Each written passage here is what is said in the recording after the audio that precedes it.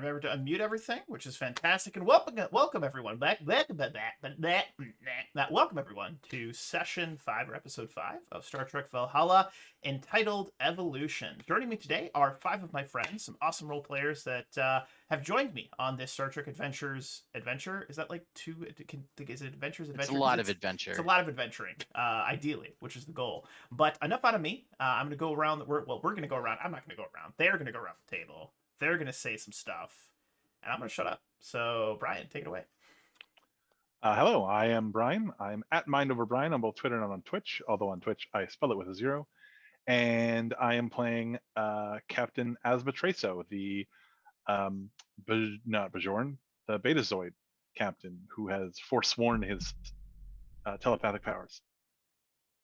I'm Sidereal Day, and I am playing Commander Ajay Shahira, who is the Bajoran on the crew. I'm both the First Officer and Chief Medical Officer. I am Symbol24. I am Lieutenant Paris, the Science Officer. Hello, I'm Charles. I play Ensign Zed, our Ferengi ensign who is straight out of the academy. He's the operations officer and the chief of security. I'm Drew. I'm playing Lieutenant Commander Krev, the Tellarite, curmudgeonly old chief engineer who likes to break stuff and then fix it. And of course, I'm Apparently. Wolf, the game master, the storyteller, as it were. But we have an awesome opening log, or at least I assume it's awesome, from none other than Ensign Zed. So please, Ensign Zed, take it away. All right. Personal log, stardate 561445.5. I am very pleased to report that the potluck dinner that I arranged for the senior staff seemed to go very well. Everyone brought dishes that either reflected their culture or their personal tastes. I believe I have Commander Ajay's spicy hasparat to thank for clearing out both my sinuses and my infected ear canals. Maybe that is part of her new regimen of treatment for my lobes. Also, my Tula flies seem to be very well received indeed. Even crewman Bradish, who at first was very reluctant to attend, seemed to greatly enjoy himself. He only fled the conference room once or twice to regurgitate. So I think on the whole, we can count it as a success. Most importantly, I hope that this gathering helped the crew bond with each other, which is something that I feel will be of great profit to a new crew. As this is my first assignment after graduating from the academy, over the past few weeks, I've been trying to learn as much as I can from my fellow, more experienced officers.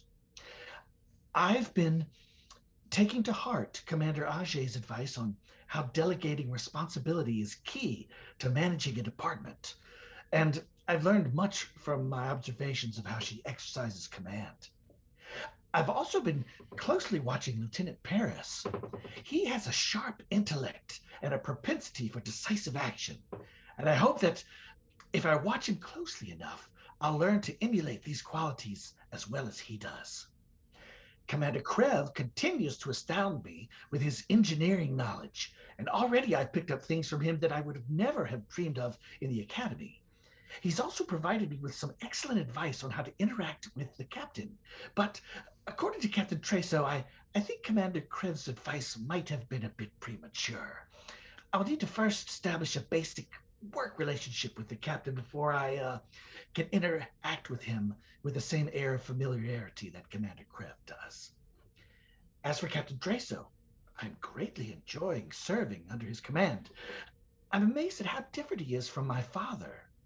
My father's command style aboard his cargo ship was all shouting and hissing and threats of either docked wages or termination of employment.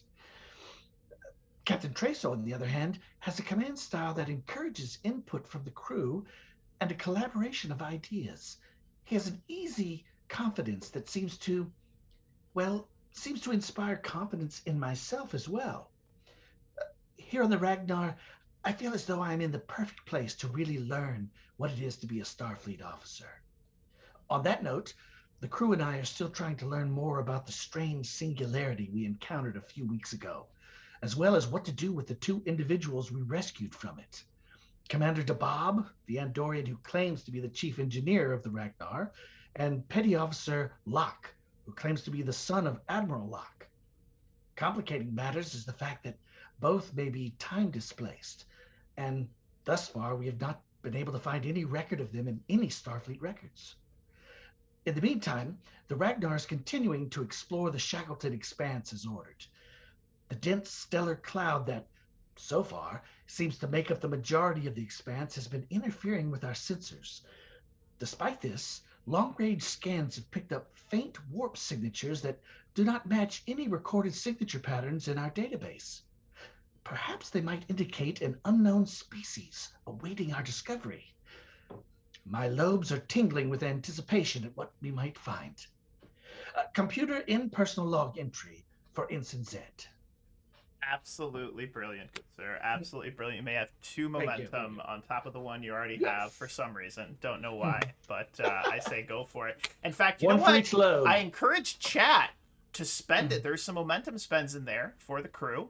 Spend that rather than the 25,000 point spend on Cthulhu Tech. I'm just saying, you've got options. So feel free to throw those out there. That'd be good. But we're actually going to open our scene down in the lounge, which the Ragnar is an Intrepid class vessel, but unlike the other Intrepid class vessels that had kind of small galleys located in different sections and different decks around the ship, the Ragnar itself actually has a large lounge area that is just kind of above where the main deflector array is and allows this beautiful kind of open view, wide windows that give you a good view of where the Ragnar is heading. Now, in this present moment, the entire room itself is kind of shrouded in this orange kind of glow simply because of the expanse, simply because of all of the the clouds from the expanse.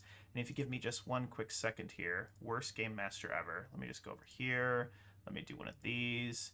And I fixed the background. All right, cool. And we open our first scene with Lieutenant Paris walking into the lounge. Now, I'm going to put a little bit of words in your mouth, Ensign Zed, so bear with me. Ensign Zed has requested you meet him in the lounge for a follow-up on this temporary friendship agreement. It's a trial friendship, I believe was the technical term for it. They haven't drafted a contract of friendship yet, nothing formal, but we're in a trial period. So he's asked to meet you here, but you are a little bit early in this moment. And as you step through the doors on the deck into the bay, you see this kind of coated and illuminated this kind of orangish glow. You see a couple of different crew members around, and you also see this young Godfrey sitting alone by himself, just looking down at a plate of something. You're not sure what it is. In fact, as you watch his little plate there, you see it kind of like twitch a little bit, and he pushes it back slightly and just looks a little bit lost. And as he looks a little bit lost, Joffrey looks up and makes eye contact with you, and he just does a little smile and kind of waves at you. Like this. Wave back and walk on forward to little Joffrey. Lieutenant Paris, right? Run on the mark. What you got there, little buddy? Well, it's the computer said it was something called Klingon Gach, and I don't know. I didn't think it was supposed to be. Oh God! It twitches. A little bit of water like splashes up and out. A little like the soupiness. And he goes, I'm not really used to eating things that are. I didn't think the computer could make things that were alive, but it's moving. Is that normal? It is normal. This is since it's come from the replicator. It's not alive. Don't worry. Right. It's infused with a few elements to make it react, but don't worry. Okay. Here. Let me take that from you, and why don't you order yourself something more stable? Right. May I? Right. Could I ask you a quick question, sir? Go right ahead. Do you know what's to be done with me? As of right now, only the captain really knows. But for right now, you've got access to every area a normal civilian has. So if you want to hang out, no problem. But for now, that's pretty much all I know. Right. I'm not used to just sitting around and not doing anything, and I've requested to speak with the captain, but he seems really busy and Captain hasn't is busy. made any time. I was wondering if you could maybe put in a word with him that I'm actually a very capable pilot, and I know a little bit about science. I mean, maybe I could even work with you. And he stands up, and he looks so just hopeful, this like almost childlike, just please let me do something. And he's almost begging at this moment for you to Well, I say something. I for can't him. make any promises. I will talk to the captain. I'll you know what? Brush up on your quantum mechanics. I want to see if you can try to figure out what's going on with you, with our Andorian friend. Of course, of course, Lieutenant Paris. I can definitely brush up on my quantum mechanics. You do promise though you'll put in a good word for me. I will talk to the captain. That I can promise. Yes. And okay. He walks over to the little replicator computer. 2 pepperoni slices of pizza, please. And then there's 2 steaming little pepperoni pizzas, and he takes one, puts it in his mouth, takes the little plate, and then like runs out the door into the hallway away from you, just looking really excited. Might as well about his life. recycle the gaw. Yeah, and the guy on the table just kind of twitches, and then from over on the right-hand side, you see 2 Caitians sitting next to each other, and they appear to be having a little bit of an argument, and one of them hisses at the other one, and that's actually where we'll end that quick scene there in that moment. But as we pivot over to the bridge of the Ragnar, let me grab everyone up here. Who would be on the bridge during a, let's say, just an like late afternoon shift? Who would be on the bridge with the late afternoon shift is my question.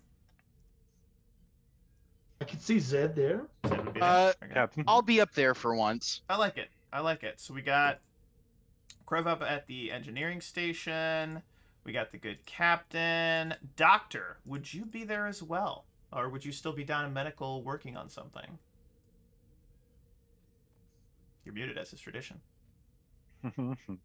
I would probably be in medical if it's late afternoon. I like it. So you're in medical late afternoon. You've got a couple of other just, junior officers on the bridge, and it's been quiet. It's been almost boring. You're just traveling at, warp 4 or 5 through this just dense, thick cloud, the nebula, this orangish nebula that makes up the Shackleton Expanse. And as you look out the view screen, you just see cloud. That's all you see is just cloud and cloud and cloud.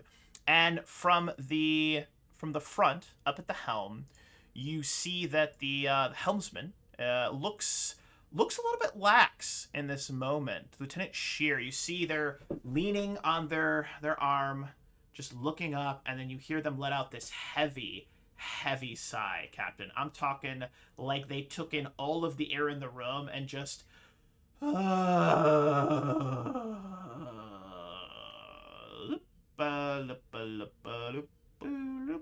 Something the matter, Ensign? No, sir. Sorry, sir. I just aren't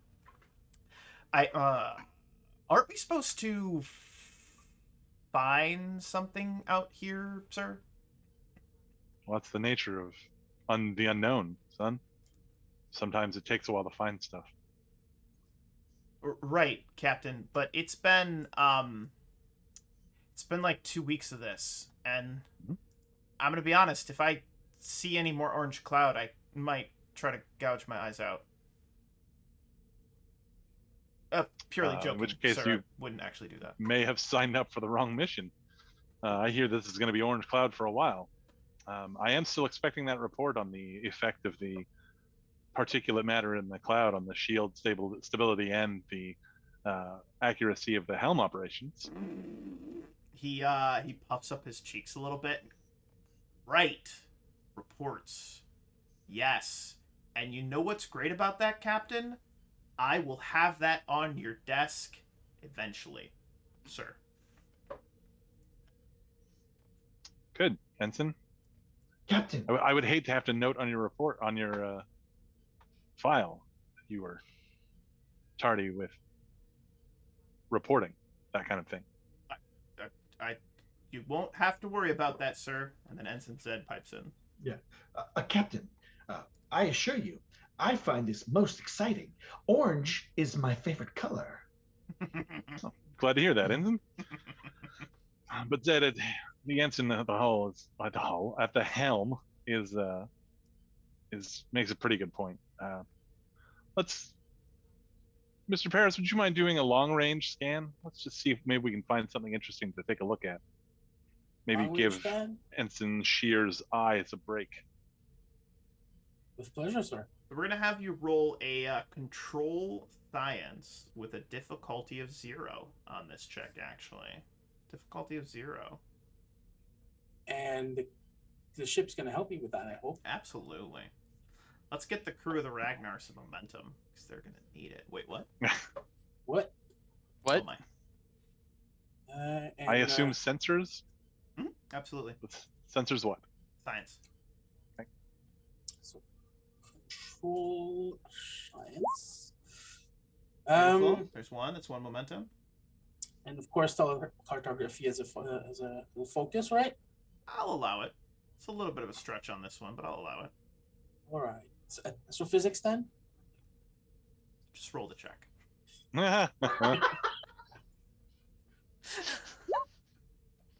There you go. You guys are capped on momentum. In fact, you actually have a floating momentum that you can use to do a couple different things. You can use it to create an advantage in a future scene that would be in relation to this. You could use it to ask an additional question.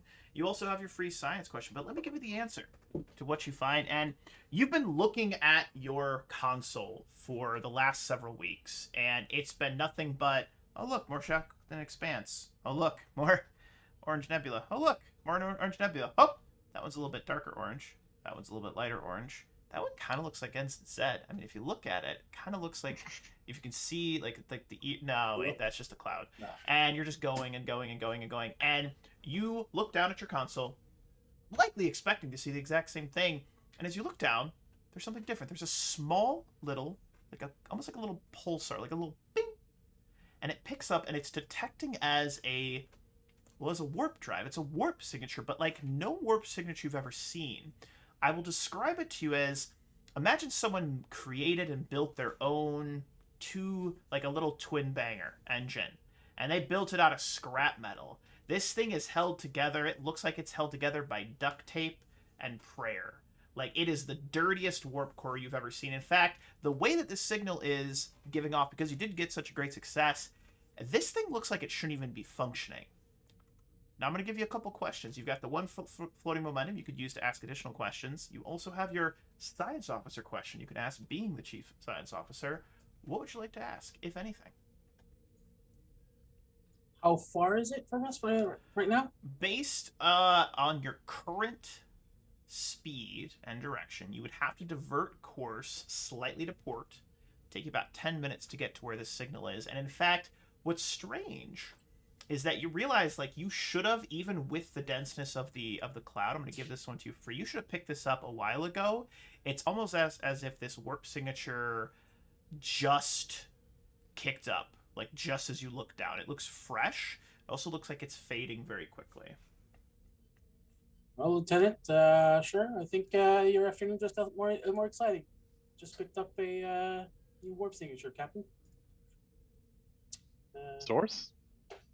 Off report, little off to little detour. The way I'm reading this, it's kind of well, it shouldn't work. Let's put it like that. What type Let me of see that. signature? Krev starts checking it out on his console.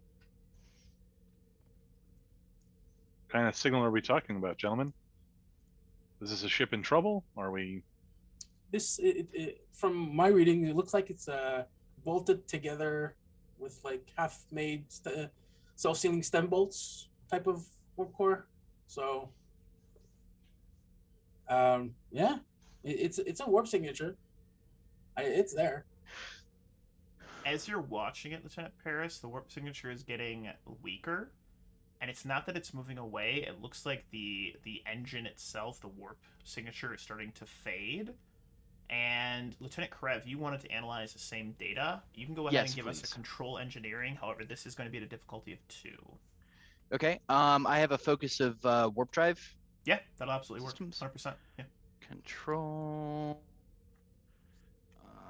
Engineering. Submit. What's that? 2d20. That's 3. I'm gonna use a momentum. Mhm. 3.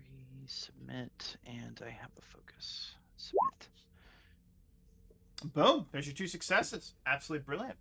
So you're analyzing this warp signature, and wait a minute, that can't be right. That doesn't make any sense.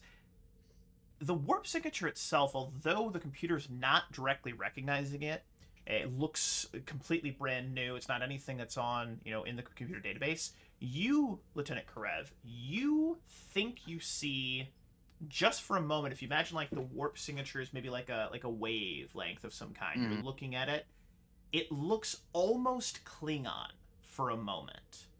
And then you kind of shake your head, you look at the signature again, and once again it looks completely different. It was just a brief moment where you thought, like, I think I've seen this kind of warp signature before. No, that's not right. And it looks messy, and it looks dirty. It's like a dirty engine. And it looks like whoever's on this ship, if there's anyone on this ship, they're in grave danger, and this thing is probably going to explode soon. How soon, you're not sure, but very soon. Okay.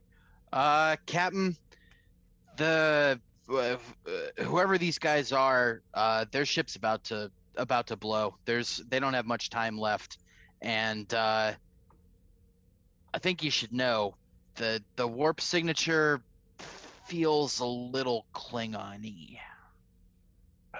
Interesting. All right. It's not Klingon, but it Ultra course. feels Klingon-y. And as the ship starts to veer slightly to port, even though the inertial dampeners are active, you feel that little bit of a push as the ship takes off. And as you take off in the direction of this signal, I'd like to actually pivot down to medical for a brief moment. And just, Commander Ajay, what would you be working on in the afternoon down in medical? You said that's definitely where you would be. What would you be doing in sick bay in the afternoon for yourself? In the afternoon, at this point, probably going over any remaining reports that have come up during the morning when I was on the bridge. Okay.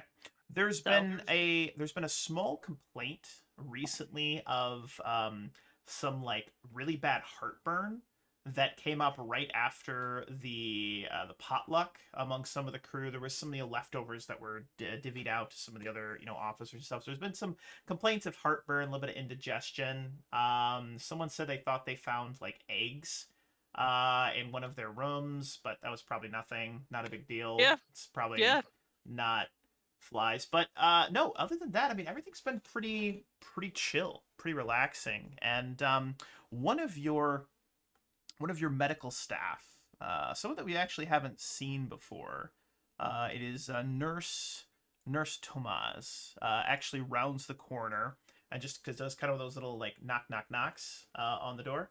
Commander Ajay, do you have a moment? Yes, of course, Nurse Tomas, come in. Oh, excellent. And thank you. How's your day going so far? Sorry, is that stupid? I'm trying to work on my small talk, and like, bedside manner. Is this making sense? Am I doing okay? Yes, I'm of sorry. course. Right. Quite all right. Good. Great. Do I sit or do I? I'm just sit. Sit. I'm gonna sit. Right. So he You can sits sit. down, and as they sit down, they like have a data pad in their hand and they're like looking at it. All right, so I know we've never worked together before. I mean, it's been a couple weeks, but what's your policy on like suggestions?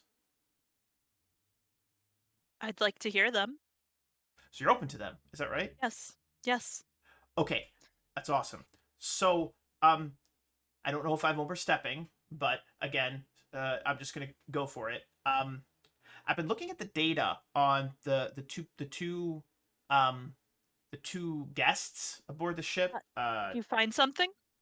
Well, I mean, yes, and kind of no. Have you been down in the brig recently with the Andorian? No, He not recently. um so you know how Joffrey is like disgustingly healthy, right? Yes. Yeah. That's making the rounds, I take it. Yes. Um the Andorian was not.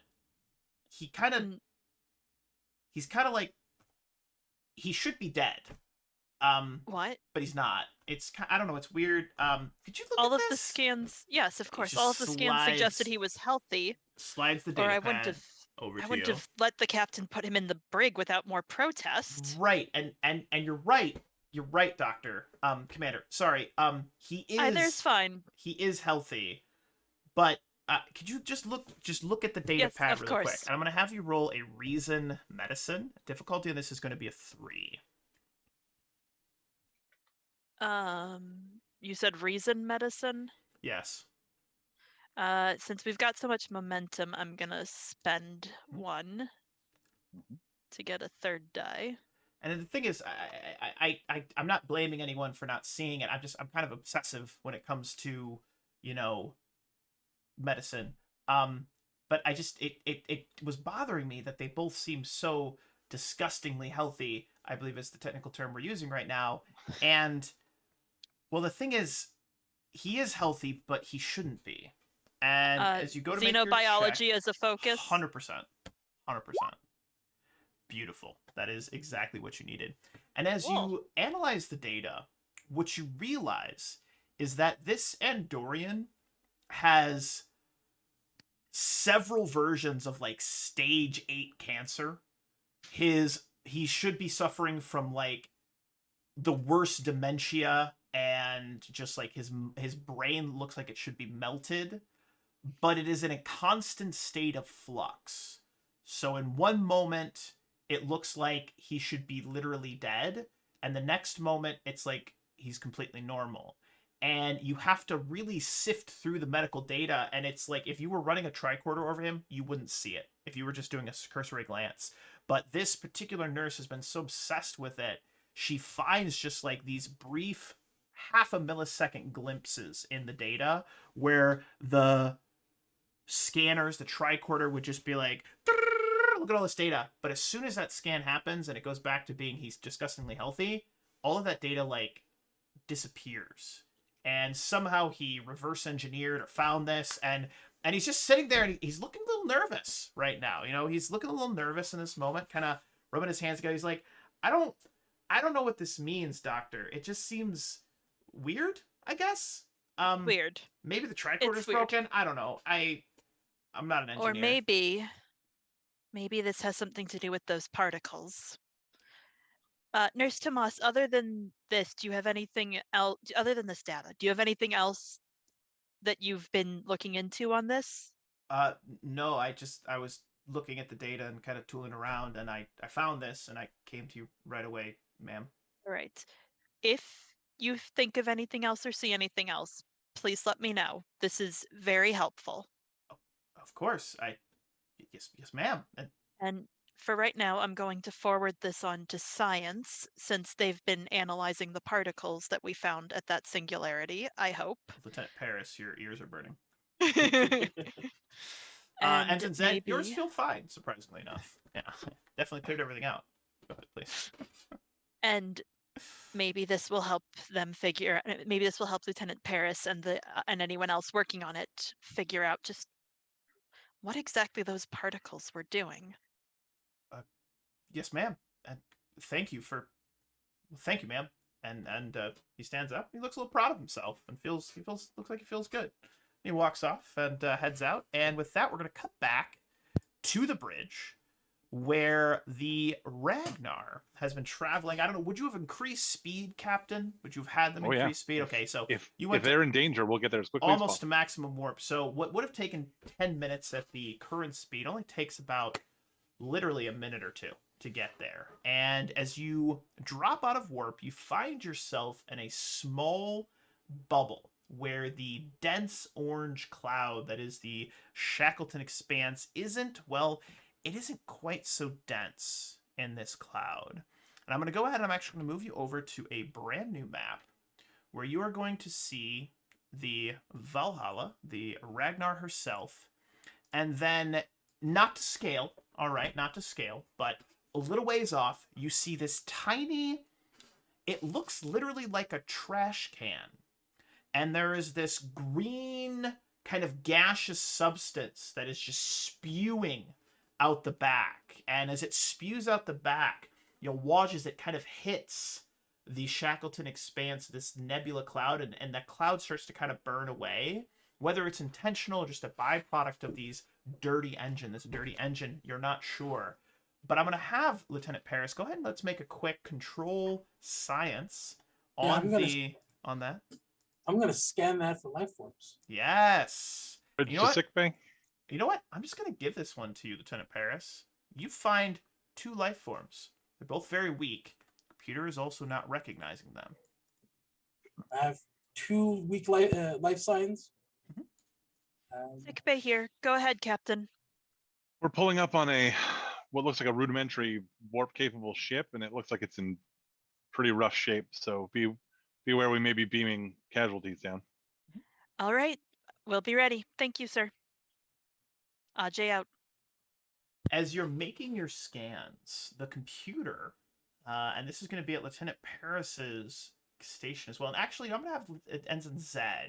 Maybe ends in Z. You're monitoring comm traffic just in case. It's something security would do. You pick up. It's not subspace. It's AM radio.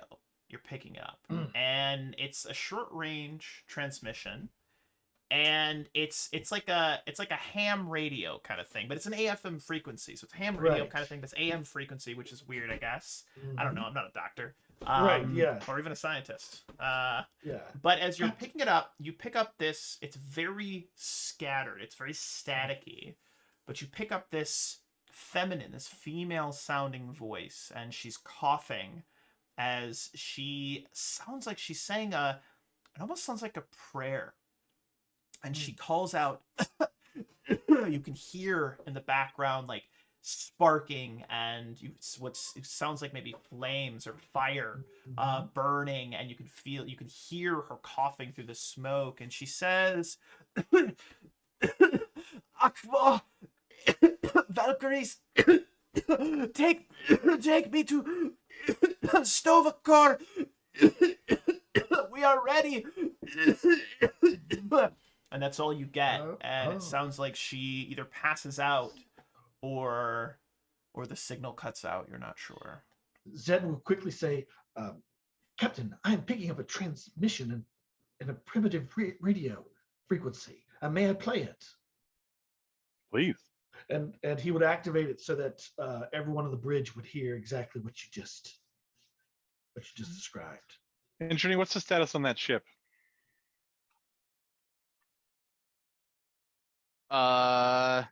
It's about to blow, Cap. Is this an it's about to blow? We should bring it aboard so you can fix it type, or is this a we should beam them off and get as far away from here as possible type? Oh God, it's going to blow. All right, drop the shields. Let's beam those 2 people over, and then immediately re-engage the shields and take off at warp 2, heading 115 Mark 243. Yes, Captain. Shields dropped. And as the shields go down, and you attempt to lock on the life forms. Now here's where it gets a little crazy. Transporting is actually something that security does. And it is a control security. And it's kind of complicated. But I don't like complicated. I like simplicity. Simplicity is genius. So I'm just going to have you do a control security. And if anyone wants to assist, maybe... I don't know, maybe science. I assist. I'm the transporter expert. You are the transporter expert. That's perfect. Yes. Absolutely. I can also assist. So difficulty on this, because of the interference from this dirty warp drive, this dirty engine, because the game master's a dick, it's going to be a difficulty of 3, and I'm going to spend 2 of my threat to make it a difficulty of 4. Because I like to see you guys squirm a little bit. There it is. We're just going to drag those on there. We're going to leave that. There you go. Go ahead and spend like 3 momentum to get an extra, get the 2 extra dice. First off, how Okay. dare you? Yes, yes. Zed will definitely do that. So, control and security. I'm going to spend 2 threat to reduce the difficulty to 3 because I'm a transporter chief and I have that talent. I like it. I like it. I accept this. Excellent. I would like. I'm gonna throw in an assist to boost the pattern buffer, And I'll assist Okay. with targeting. I like it. and I've got. I have the transporter's focus. So that's 4d20, correct? That is correct. Would I Oh, there it is. Let's go. be? Would I be using? Would I be using the ship's computers or sensors? You can use the ship's sensors. Okay. Is what you would use. Yeah. Then I'm gonna use my technical expertise, and I can re-roll 1d20.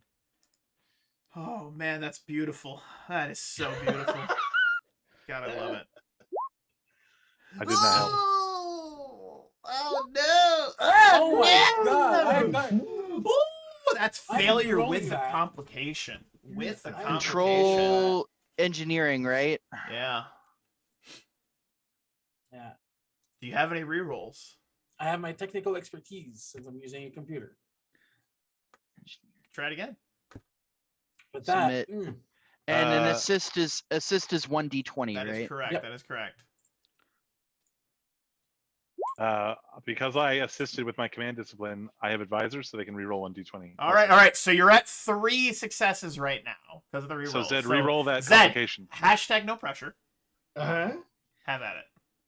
So Reroll the just complication. roll 1, correct? Yeah, reroll one. Yeah, reroll. But the one you're rerolling is the complication. All right. So not in 1d20, it's Just 1d20. No, it's still d20. 1d20. Oh, Yep. gotcha. Yeah, you're got still rolling the same exact thing. It's just we're replacing the complication with whatever this is. So All now right. we've just failed, but no complication. You're tricksy. So you attempt to lock on.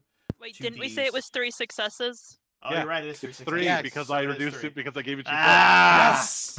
Yes! I almost Yeah. got him. All right. So you lock on to these 2 life Uh-huh. signatures, and as you're doing this, though, you're watching as the pattern buffers are having trouble, well, buffering their patterns. It is like you get a lock, and then it gets broken. You get another lock, it gets broken, and what you realize is that you've only got enough time and enough power to lock on to one of the signatures. So you've got to go ahead and make a quick decision here. And the way I'm going to do this, I'm going to spend 3 threat to give you a complication that you've got to make a decision on which signature you lock onto. Oh. Zed is well, he's torn and filled with guilt over which one, and in the end, he's just going to let the computer decide, and that it's the first one that life sign that comes up in the list, and that's the one he picks. High or low? High. Interesting. All right, fair enough. So you lock on to one of the life signs. You're not even sure which one it is. Imagine Zed just covers his eyes, clicks the button, locks on, and one of these life signs is transport. Now, are you sending that directly to one of the transporter bays? You're sending it directly to medical? Sick bay, bay. medical, because their life signs were faked. Beautiful. Beautiful. So we pivot back down to medical. And let's see here. The good commander, you had likely made your way. prepped it. You've prepped it. You're ready to go. And you watch as appearing on one of the medical beds is an alien you've never seen before. And she looks very burned. Her skin is this kind of pink, almost salmon-looking color. She herself has these large, kind of black-looking eyes, and she is muttering to herself something about. She keeps saying it over and over again: Stovacore, Stovacore, Stovacore, just again and again. in this kind of broken, half coughing. You see that there are energy burns. There's just actual, just like fire had burned her. There's some plasma burns over her, and she looks very disheveled, and her clothing looks very worn, very threadbare, very. She doesn't look like she should be in space, is the best way I can describe it.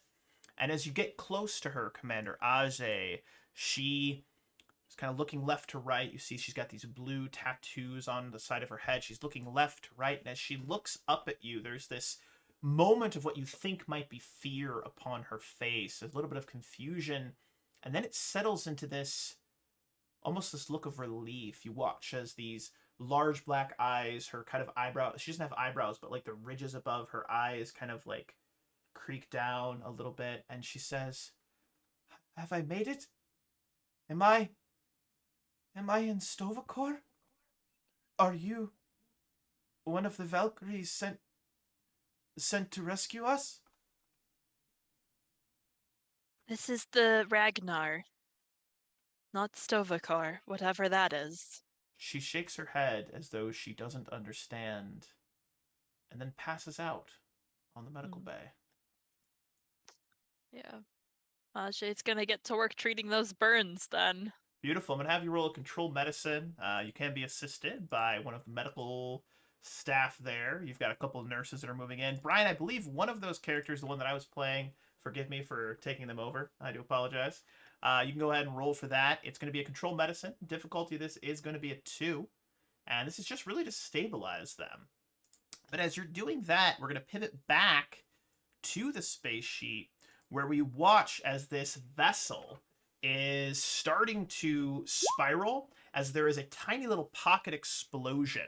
And as this tiny little pocket explosion happens, you watch as the vessel starts to spin just out of control, just like twirling, twirling, twirling, twirling, twirling, twirling, twirling. It's like a top that you take one of those strings and you spin it. It's just spinning, and you watch as it's just shooting out this green gas. And because I'm not a total jerkwad, give you one more chance, Ensign Zed, and everyone, to rescue that second life form before this thing explodes. Yes. I just wanted to make you sweat a little bit. I just wanted to make you Right. sweat. However, difficulty in this is also going to be a 4. The captain can make it a 3. So good luck. That's right. Let's see what happens. So now, Same The, exact roll.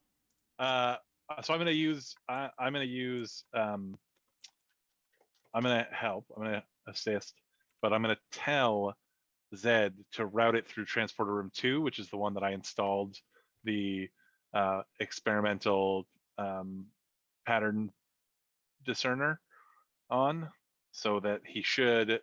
So that essentially that's my assist, but also I'll then spend the 2 additional. I'll give you 2 more threat to reduce the difficulty of the task. Actually, it turns out I read this wrong. Whenever you attempt a task to use, repair, or modify transport, you may add 2 threat to reduce the difficulty of the task by 2. So technically, it's only a 2. Oh! I'm going to spend that threat to increase the complication range to an 18 to 20.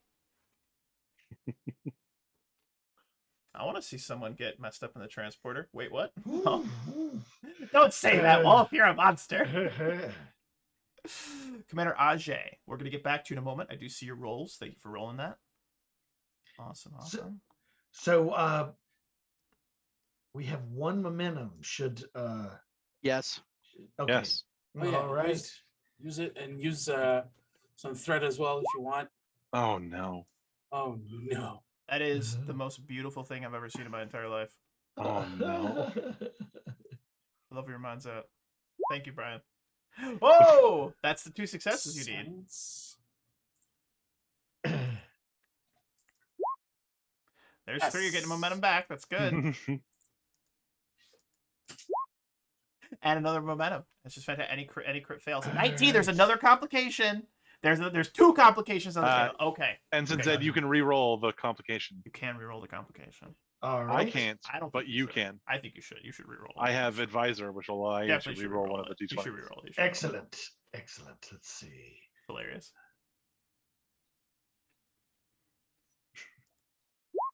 Nice. So you There we get go. 3 momentum back, All and you right. succeed, but you do have a complication. So here's what happens.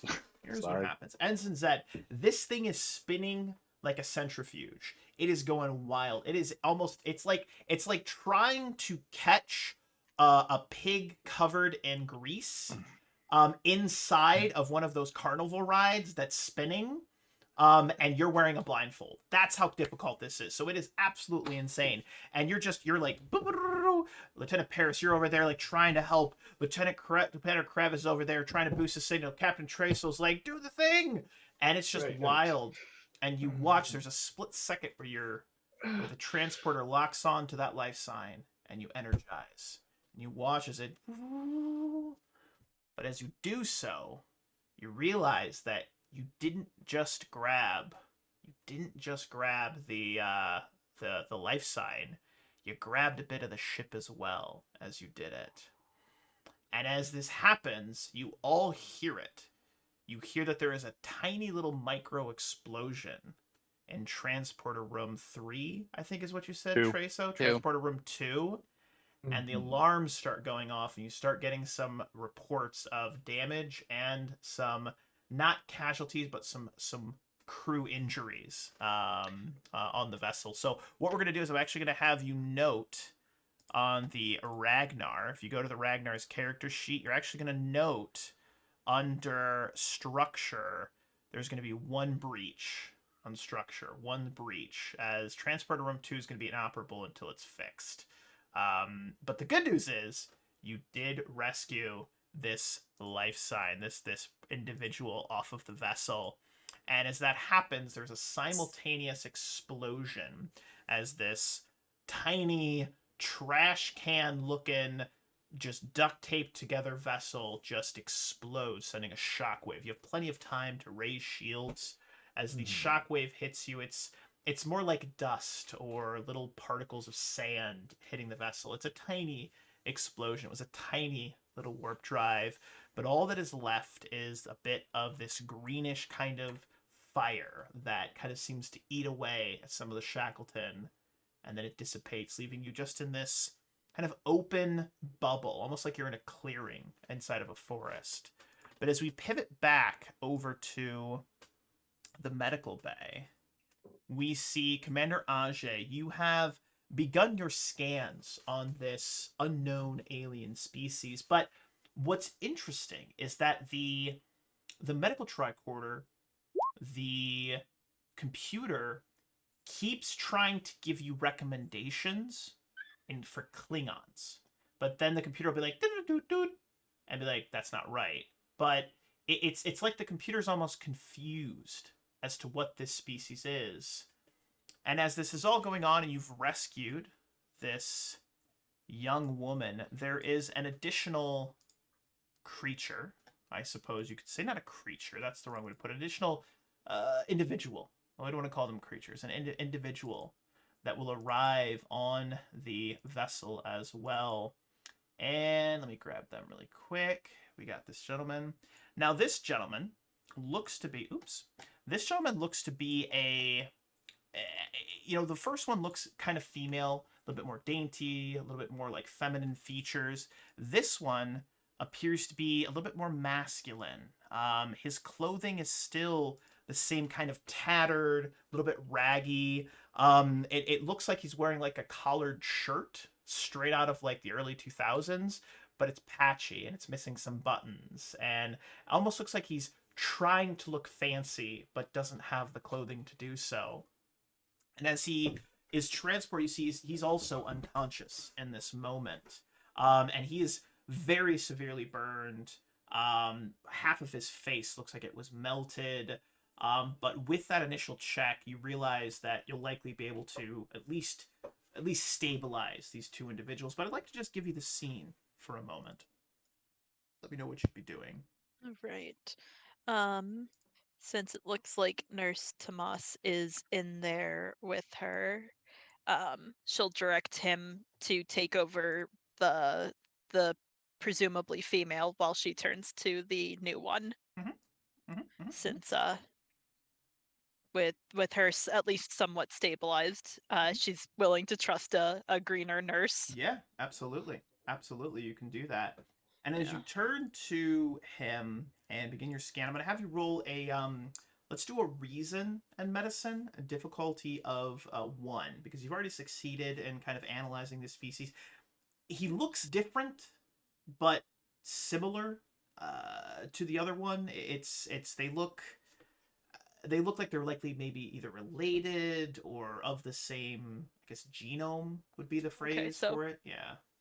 Same species, Yeah, same presumably. species. Just one's maybe a female, one's maybe a male. At least that's the way that they're looking like. Okay. Wow! 2 and a complication. Wow! Complication. So I'm just gonna pocket that complication, give myself some threat back because I've literally spent pretty much all of my threat. So I'm just gonna pocket a little bit of threat for that complication. You're gonna succeed, which is great. It was a difficulty of 1. You get 1 momentum back. You're actually up to 4 momentum, which is fantastic. What is strange, and I've been mentioning it, and I've been giving some references to it, is that this is like no species you've ever met before, but you are picking up Klingon DNA in its DNA, but it's minor, it's minute. Maybe it makes up 10% of the entire DNA sequence. But as you are scanning them, this person in front of you, their eyes start to kind of blink.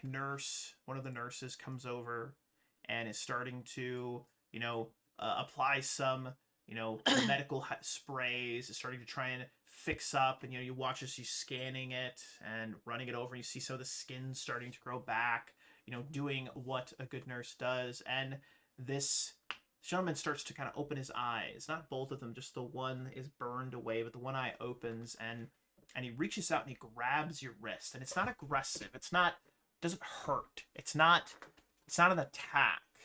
It's like a call. It's like a request. Where are we? What have we reached? Have we reached it? Are we? Just rest. Just rest. No, You're safe. they spoke. The book speaks of the great warriors to come to liberate us. Please, have we made it to Stovakor? What? Are you here to liberate us? Please, You need to rest. We'll talk about it after you've recovered. The mention of need to rest, he starts to become a little bit more frantic. No, what is this? And he smacks the tricorder out of the nurse's hand and starts to try to get up and starts to kind of swing a little while. And he's starting to get frantic. No, Gretor, we have not made it. I'm gonna use a hypo. Kahi, no, we have not made it. We are not in Stovakor. This is surely. And as Yeah, you I'm gonna reach use out, a hypo on him. have you do a control medicine, a difficulty of 2, to ninja your way in and do your thing. Sedate him. And I'm gonna borrow a momentum to make that 3d20. These surely are demons! No! And he's just screaming, throwing his hands wildly. Really? Complications love it. Commander Really? Ajay, as you go to do the thing with the hypo spray, his hand swings wildly, smacking you in the jaw, sending you sprawling to the ground. The nurse dives on him, attempting to hold him down. Sir, no, you've got to we need help in here. We need help. A couple of the other medical professionals jump in and start trying to restrain him, but you're going to go ahead and take 2 stress. You're going to take 2 stress from that. He cold cocked you. Not intentional, but the girl, the light salmon colored alien, is also starting to rise. And as she starts to, slightly come to, she says, No, Dunder, we are in Stovakor. These are the Valkyries. They no, this is Kratar. We are doomed. No, these are demons. No. And the nurses are trying to put him down. Let you make the check again because you've got some help. Difficulty is going to drop down to a 1 on this one because you've got some help, and they're starting to push him down.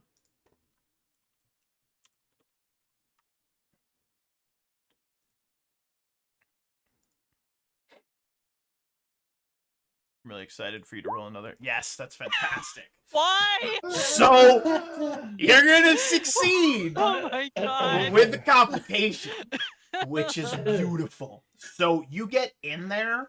The nurses are pushing him down. This guy's big. He's about like 1.5 times as big as the female looking alien on your left. And as you push past, she kind of reaches out and says, "He does not understand. Please do not send him to the eternal lake." And as you push past, she kind of like grabs onto your hand for a moment. It distracts you, but as you lean in, he's gonna punch you in the gut, but you push through it, and then Aw. you give the sedative, and he's out cold. But you're gonna take an additional 2 stress. Yep, What's your cool. total stress that you have? There's 7 dots on the sheet. So you've taken half your stress, Or 8. which Sorry, there's means 8 dots. to stay in the scene, God. you'd have to spend a momentum to stay in the scene, or give me a threat. Otherwise, you'd get knocked out in this moment. I'm gonna spend a momentum. I think she could be a threat, personally, but I'm just saying. I just rolled 3 20s in a row. It I'm was- spending a momentum. If this was Pathfinder, that'd be great. I'm so glad you're using all your Pathfinder luck for Friday. It's beautiful, but I digress. So, with that being said, the other alien is slowly like starting to turn to her side, and she says, Dander, no, what have you done to him? He's He's gone? sleeping. He's sleeping Sleeping? What? so What that is he can happening? recover. What? You both need to rest. We- You both need to recover your strength. You're injured. There is no time. We must. No, we must. You don't understand.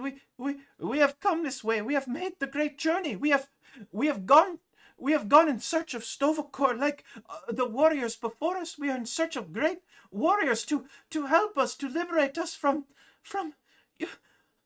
What is happening? It is not like it was in the tomes. This is not what our mother has told us. This is not the great halls that we were promised. What is happening? And she's upset, but she's not angry. She's just upset and confused. You've made it. This is a spaceship. You are on a spaceship. I'm going to describe this to you with interpretive dance.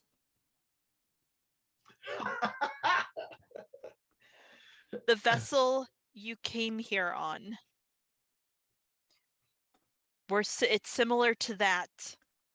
This is a chariot of the gods? Yes. And she kind of settles back down in the bed for a moment. The other nurses have strapped the large, kind of like purplish gentleman to the bed, and they move over towards you, and our good nurse, our good green nurse, Nurse Hagen, kind of leans in you and is like, "Should I sedate her too?" Yeah. All right. Well, hey, how's it going? Welcome to the Chariot of the Gods. We're just gonna give you a little bit of the god juice to put you in and go to sleep. And there we are. All right. Now we should definitely take a look at you, Commander, because you look messed up. Yes. And I think that's a great moment to scene transition. And so you've had some time to heal up, and I'm gonna go out on a limb. I'm gonna assume that we're probably gonna maybe have a meeting about this somewhere. Maybe, I don't know. It's up to the captain. Captain, what would be the plan here? Wait, I want to try and track their.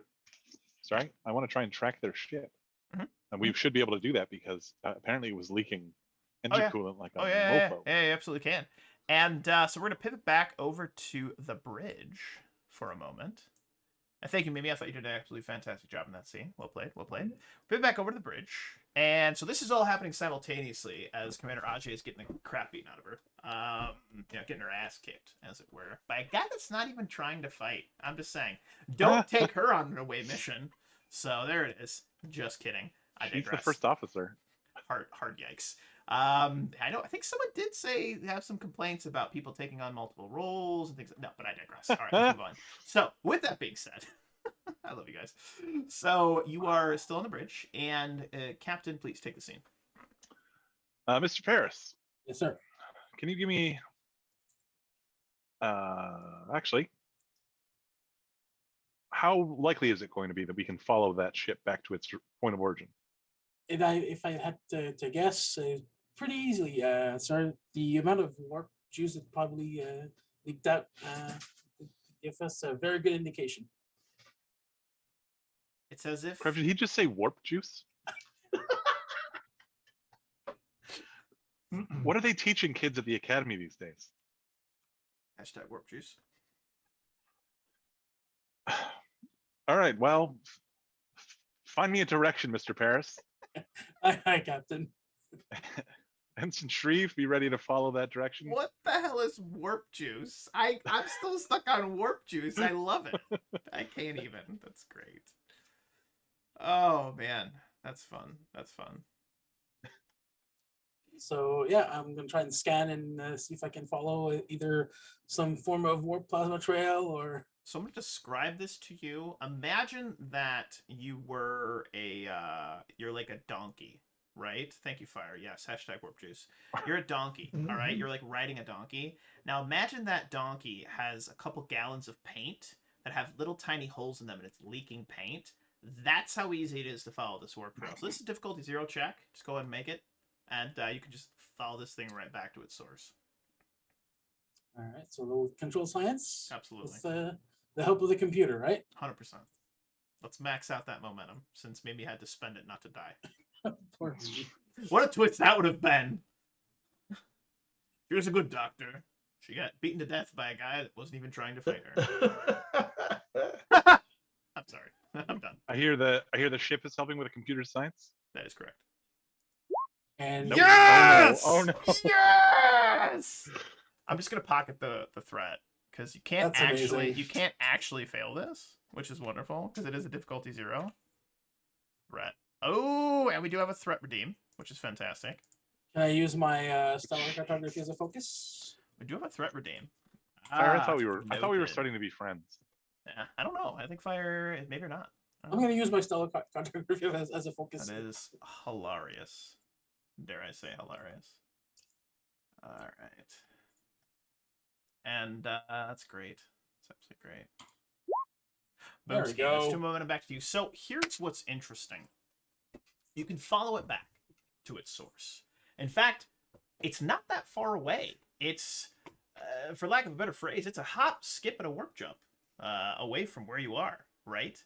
And the complication, I'm gonna pocket the threat from your 20, but Fire just spent some channel redeems for some threat, which is an interesting mechanic I've just decided to add in because I think a little viewer involvement's fun.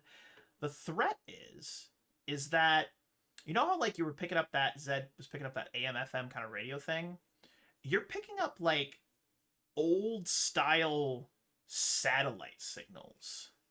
And as you're, viewing the sensor readings, Lieutenant Paris, you realize, and you kind of look out and you're following this trail, this donkey paint trail, as it were, the warp juice trail. That's so weird. You're following this trail, and as you look at the sensor readings, you look out the view screen, as the Ragnar kind of just does a slow little turn, you see this like corridor that was burned through the nebula, and you see a planet out in front of you.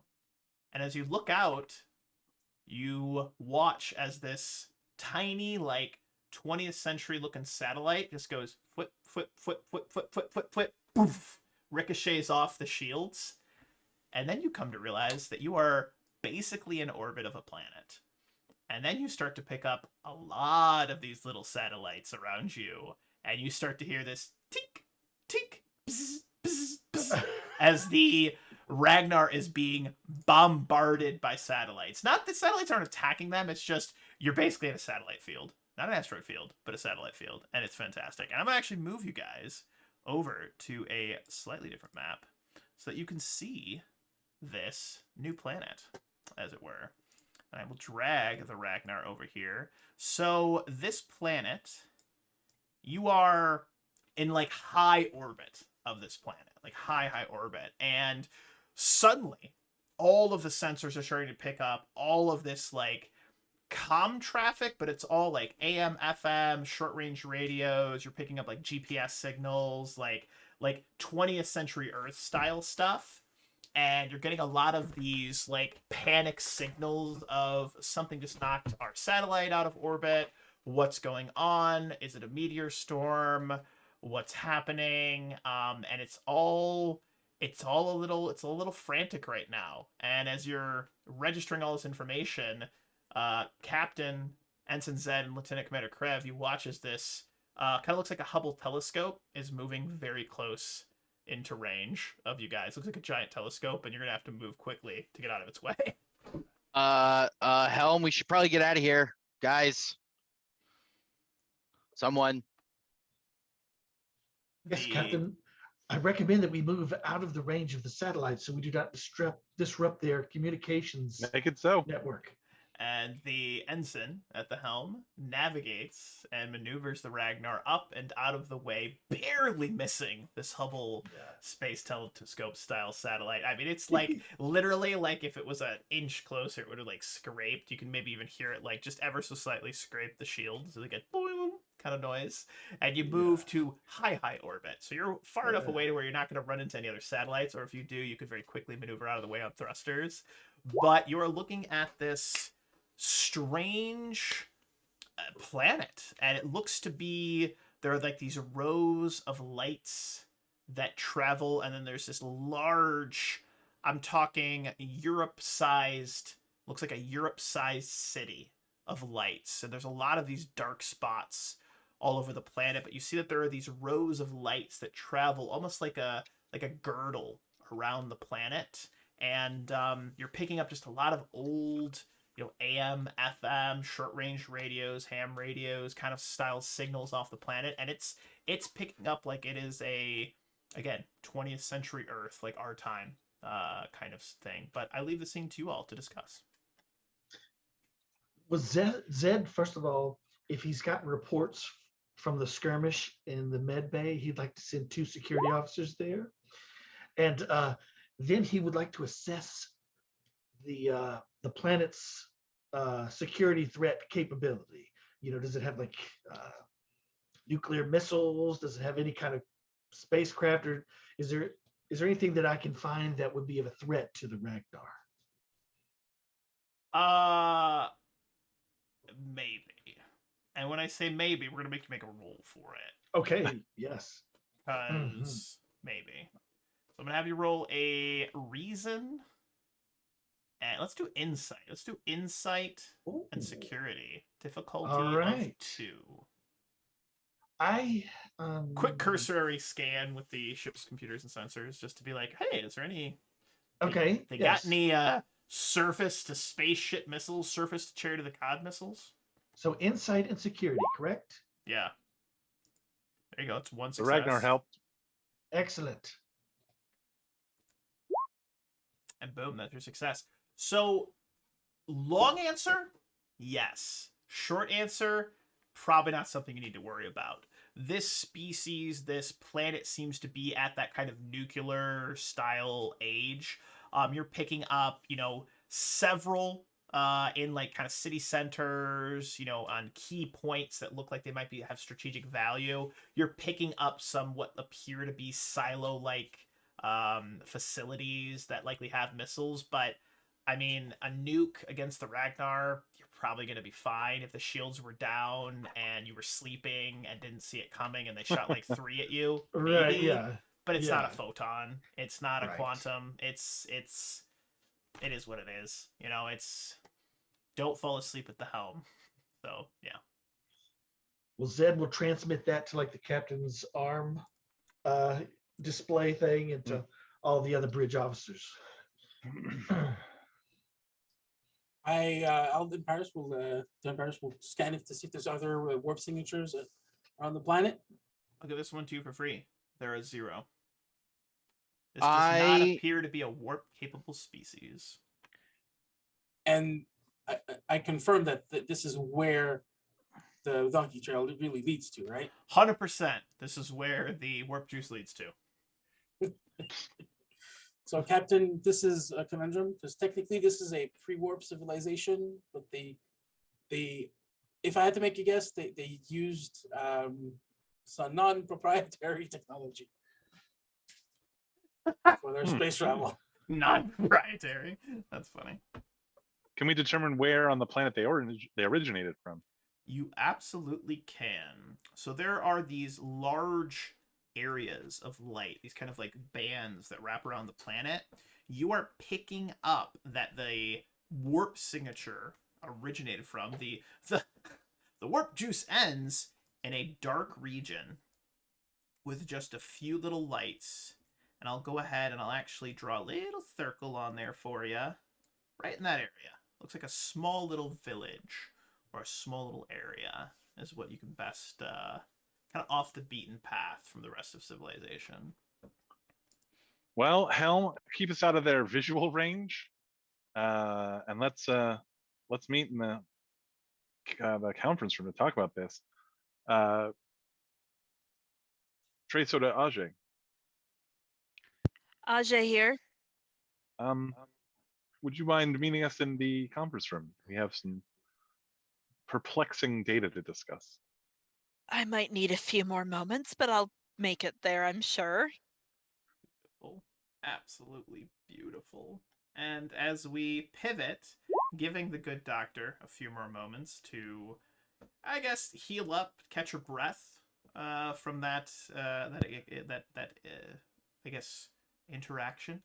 I hesitate to use altercation, but interaction, as it were. It was an altercation. It was an altercation, absolutely was. We're going to pivot over to the conference room where the bridge crew has all come together to discuss, well, what the heck is going on? Bridgy stuff. Well, it appears as if we've stumbled into a bit of a conundrum. We have a couple of guests on board who are from a pre-warp civilization. But we did rescue them from a warp-capable vessel. Captain, So, I believe that rather than pre-warp, it might be better to say that they've lost warp technology. explain. The computer picked up not insignificant amounts of Klingon DNA in both of my patients in medbay. And they keep talking about Stova Core. Yeah, That's the Klingon afterlife. So either they've been visited by Klingons and interbred with them long enough ago, or they are the descendants of Klingons who have adapted to this world or mingled with other species. So I realize that is splitting hairs to some extent, but I do suspect that this is a culture that has already known warp. And in your professional opinion, which would you say it is? I think it's more likely that Klingons visited here at some point. I could be completely off base, but the DNA percentage is, I said it's not insignificant, but it's also minuscule at the same time. And we are near Klingon space, relatively speaking. Mm-hmm.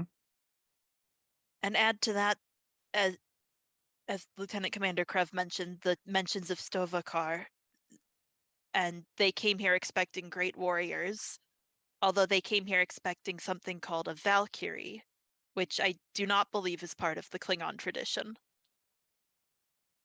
It's not a term I'm familiar with, unfortunately. However, that makes me think it's more likely that the Klingons came here probably hundreds of years ago. Maybe Valkyries are a human concept, aren't they, Mr. Paris? Yes, they are. They're from the Norse mythology. Yeah, the same as the Ragnar name. yeah, that's where I was going with that. Interesting. So, do we think humans? Was there any human DNA? Not that the scan picked up. Science, wow.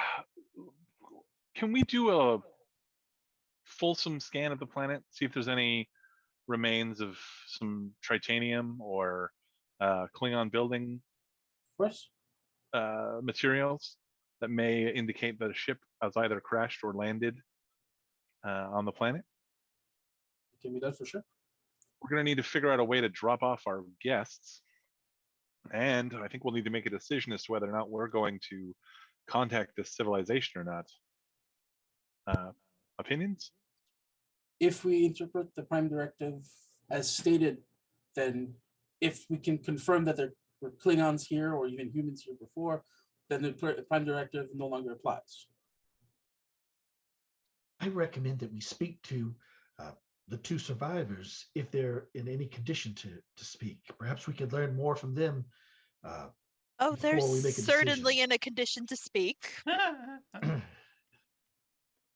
I'm Uh, hesitant to speak to the survivors of the warp ship, for lack of a better term, until we've decided what we're going to do as far as contacting their civilization. I'd hate to have to ask them to forget what they've seen or rely on their discretion as to not interfere with their civilization.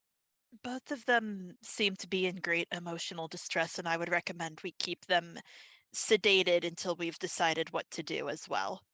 That way we can at least hope they pass it off as a dream or something. Krev, Worst you've been comes to- oddly silent. Can't we modify their memories? Worst comes to worst, we do have the ability, in theory, to blank out at least a few days of memory. And we might need that to blank out their time in this in their spaceship. They made it far enough away that if we're returning them to that planet, that is what we should focus on getting rid of, because otherwise there's no explanation for how they've ended up back down there. I think there may be some options as far as that goes. I'm also hesitant to mess with a species we've never met, especially if these are two scientists who have recently discovered warp. I No, would hate to rob I this don't think they're civilization of that development. scientists. They sounded like religious fanatics almost.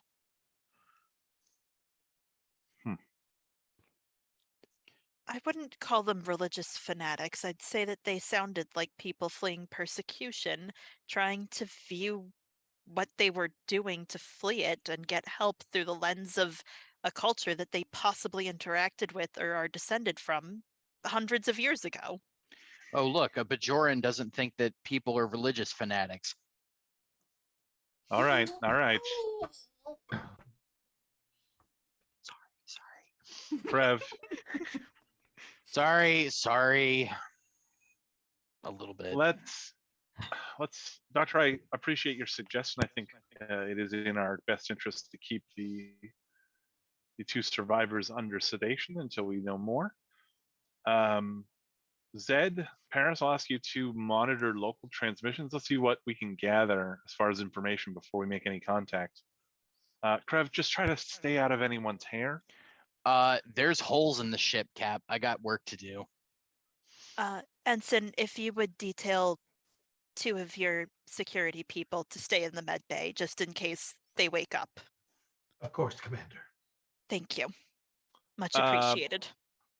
Commander Ajay, if you could do a detailed analysis of the 2 visitors, maybe we can figure out a way that we can send an away team in disguise.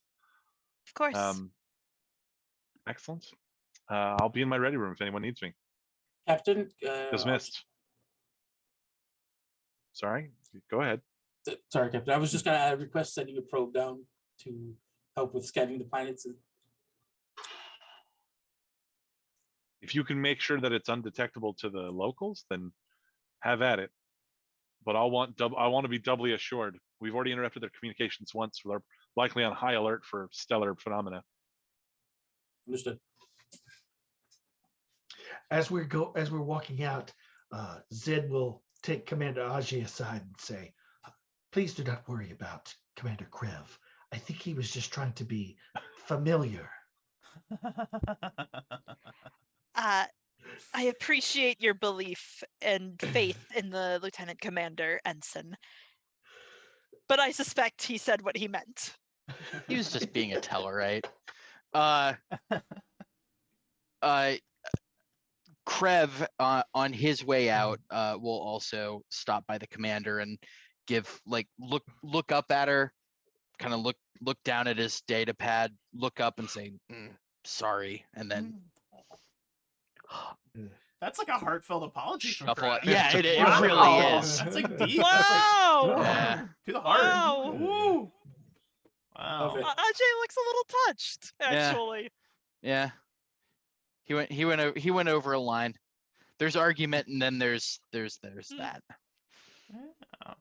So where would you all like to begin in this deliberation? There's a couple of different scenes that I've kind of heard here. There's one where, we want to scan the planet. I believe there might have been, do we want to talk to the species aliens or not? Or kind of leaving them to themselves right now, it sounded like. How would you guys like to proceed? Yes, and to analyze all their transmissions. Maybe they have kind of TV broadcasts or news or. I some don't kind know of if it's thing. worth. I don't know if it's worth the scene, but Ajay does need to go through their DNA a bit more thoroughly I now. think that is worth a scene. So we're going to cut to a few, maybe like 30 minutes later. Lieutenant Paris, Ensign Zed. You can be in, a great place to monitor transmissions is actually astrometrics. Yes. So we're actually going to pivot you over to astrometrics because I think that's a great place for you guys to be hanging out. So we're going to drag you all over here. Ooh, And we have then an let's- astrometrics. You Nice. do. How fancy it is. Super Mhm. fancy. So we got Lieutenant Paris.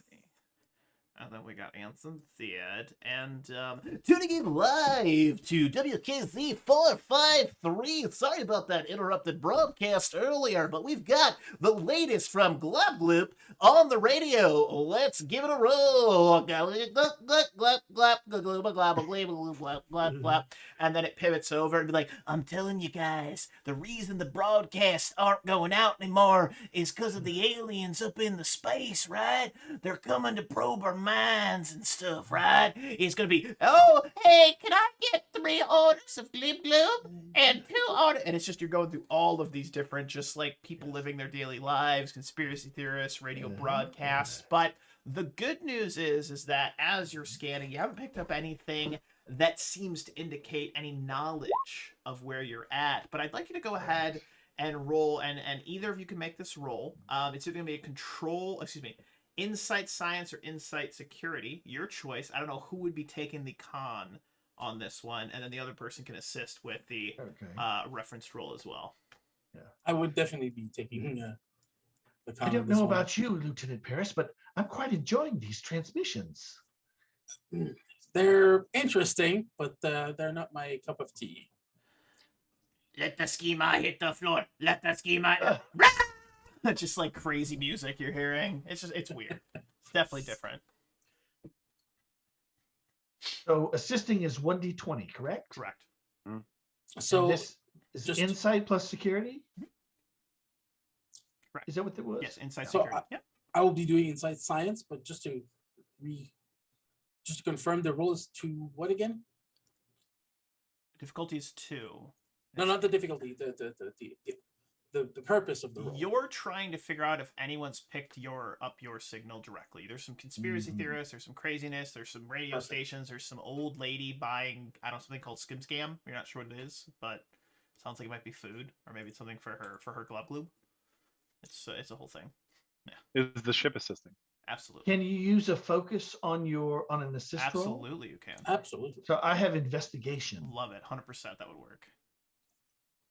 All right. Teamwork uh, works. Teamwork works. Teamwork works. And you Let's said the go. difficulty was 2. Just a 2. just a 2. So I will use some momentum to Boomski. That's beautiful. go up I to- don't know why you would. You've already got 3 You successes. got 3 successes. I mean, Because YOLO? You can spend the momentum. I'm not going to stop you. fine. I'm not going to use it then. Gee, stop pressuring me, Captain. Wow. Got Captain. really aggressive there. Captain, I have some There you go. concerns about how much pressure you're putting on the crew to do the things Five they want to do. successes. No, I'm just kidding. That's amazing. You have like 4 floating momentum right now, or 3 floating momentum right now. What would you like to do with those? No, it's just one. Well, let me describe to you what happens. So you do discover that there are a lot of these just generic, like, people going about their daily lives, radio broadcasts. Like, if it was an alien looking down on Earth today, they'd be picking up all these crazy things. They'd be picking up actual plays. There's some group playing, I don't know, let's see here, a Planet Journey adventures or something, and it kind of looks like alien versions of us, I guess, in this moment. That's what you're seeing. Yeah. But what you do pick up is that there is what appears to be a military style transmission. And as you kind of tune in on this one, because it sounds a little frantic, and the military transmission, to give it to you just kind of a TLDR, one of our military satellites, was knocked out of orbit. This could be the preliminary uprising that we've been worried about, sir. I believe that the Dander are planning to rise up. We have to have a show of force now. The other voice on this transmission states, the Kahi have stood as rulers over the Dander since time immemorial. We will show them this. We will give them this show of force and put them back in their place beneath us and beneath our boots. And I'm going to go ahead and I'm actually going to reveal to you guys a quick little thing about who the Kahi and the Dander are, because you're able to pick up a lot of information. You can, they've got the internet. It's called the Kahinet, and you're able to really just download the entirety of their history in about 30 seconds, because your computers are significantly better. But that's the TLDR. The natives to the planet Kahindal. There are 2 classes of citizens, the Kahi and the Dander. The Kahi have a status akin to rulers, kings, queens, and subjugate the Dander, who are greater in number and act as workers akin more like to slaves. Just give that to the audience. And yeah, and so you've got 2 floating momentum. What would you like to do with that 2 floating momentum? I had a question. I have an answer. On the transmissions that we're getting, is there any news of a launch into space? Like, No. it was public, so no one's talking about that. No. And it looks like the 2 people that we rescued, they're of the Dander, correct? Correct. They appear to be of the lower class. Yep. Now, Lieutenant Paris, the captain did ask you to also scan for tritium. So if you want to maybe spend that momentum to just say you discover if there is any, I would be totally fine with that. If I can use it to scan for any alloys that are used in the construction of the ships from the past. You win a prize. You win a prize, symbol and Ensign said. Your prize is more information, and because the captain's mind was right on the money. So in that little circle that I showed to you earlier, and I'm going to pivot you back over just briefly over to the planet. So there is a small but notable amount of tritium, and a lot of what appears to be parts and pieces of a really, really, really old Klingon bird of prey.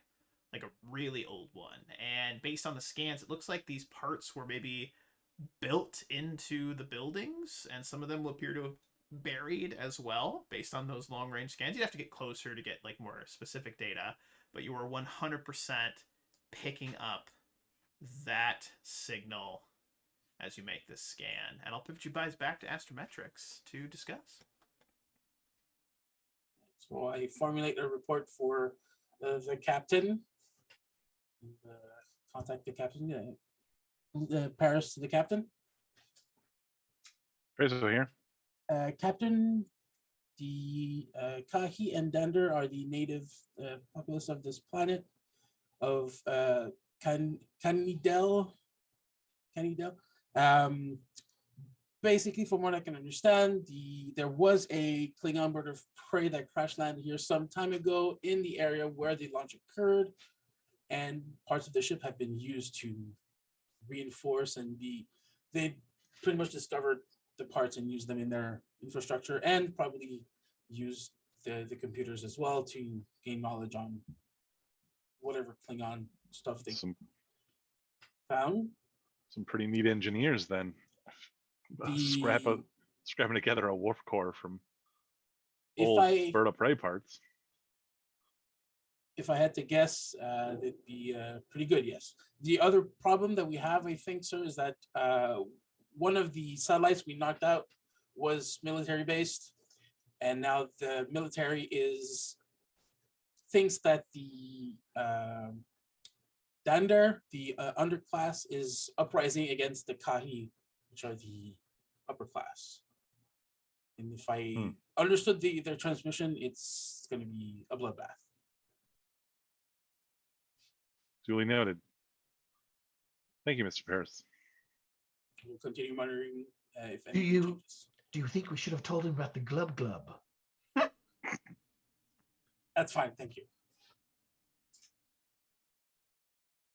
Parasite. No, Zed, that's fine. That was not perfect.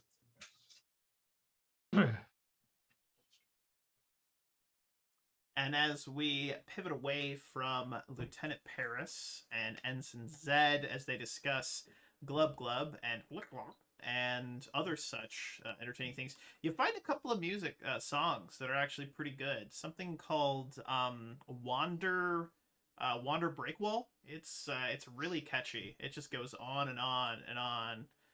It's a really good one. But we're gonna pivot back over to the sick bay, where the I mean, maybe.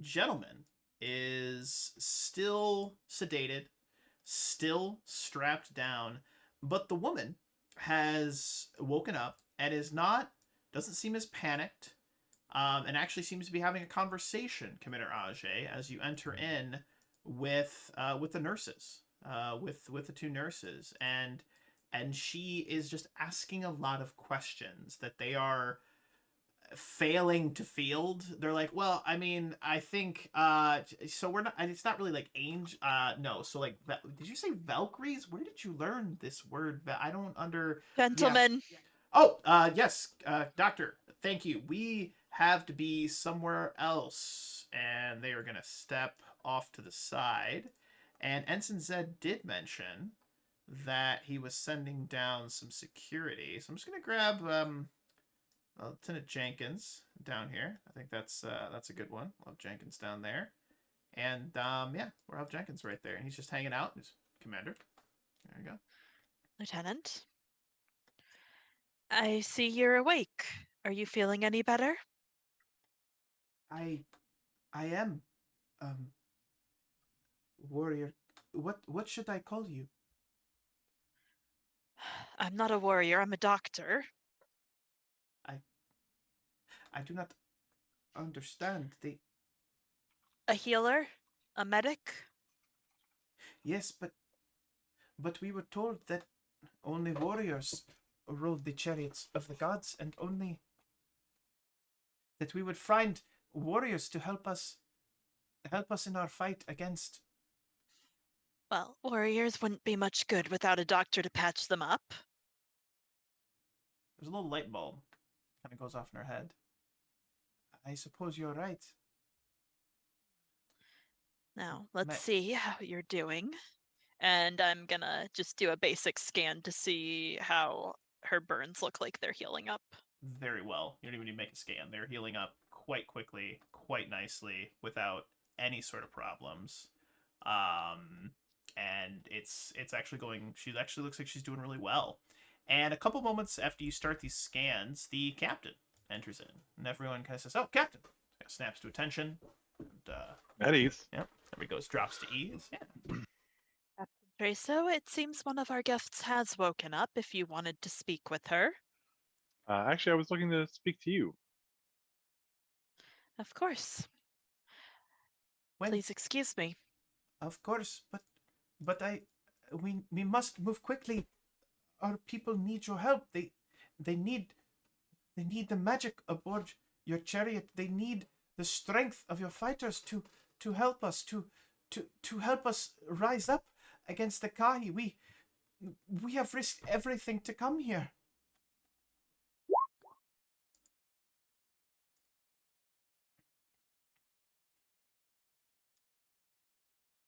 And Uh,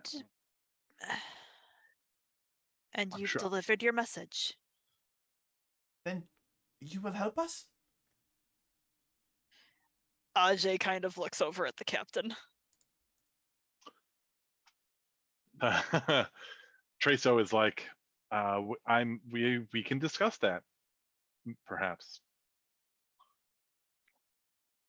And she looks relieved for a moment, but also a little worried, and then kind of gets up a little bit and moves over to the gentleman and just places a hand on his shoulder and just looks longingly down at him.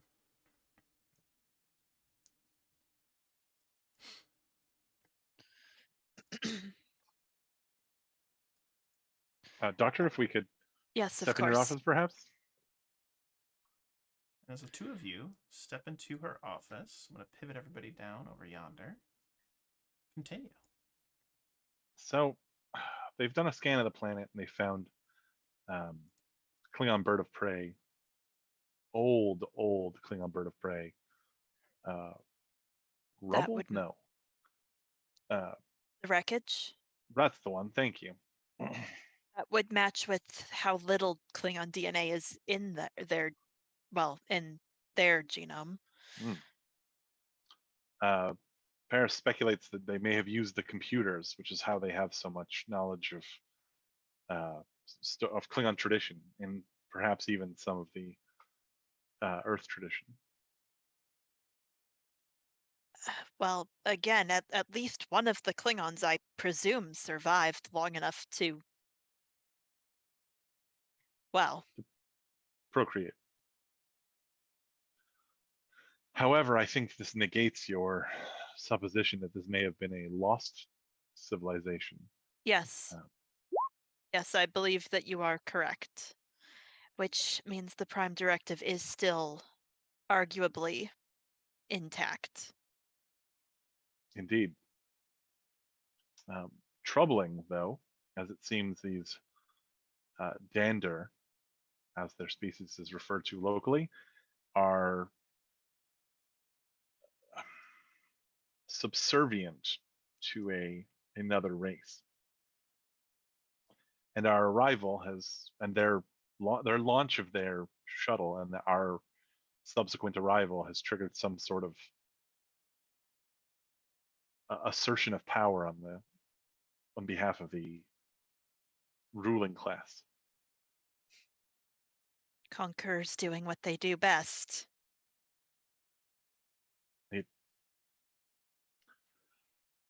Can you give me any reason why we might interfere?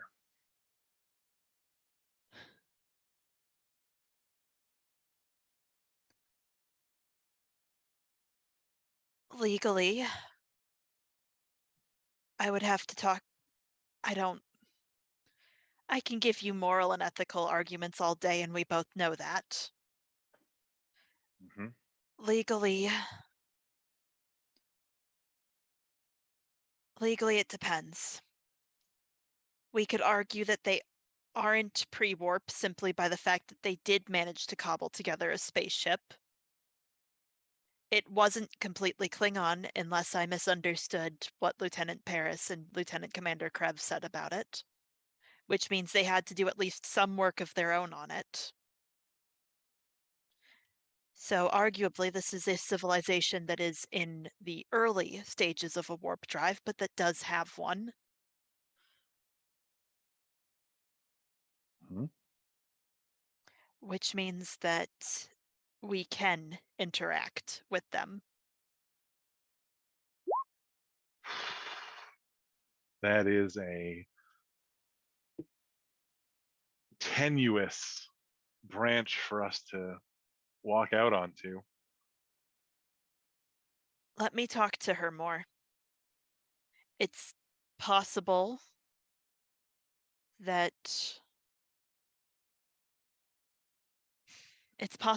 she might say something in further conversation, Or talk to her yourself. Doctor, I'm really not comfortable speaking to a species whose memory I may have to wipe to cover up my presence. If you want to take that risk, I'm not going to stop you. Although it does countermand the order I made in the first place. However, My apologies. She woke on her own. It seems the sedative used wasn't strong enough. apologies aren't necessary. It's a new species. This kind of thing happens. But be careful. I assume you would like to command your own ship someday. And this is the type of thing that does not reflect favorably in someone's record. I understand that, Captain, but what you've said about this world. Give me an hour to speak with her. I'll do one better than that. I'll give you 24. But by this time tomorrow, we're going to have to take some sort of action, even if it's just putting these two back on their planet and taking off. I understand. Thank you, sir. Of course.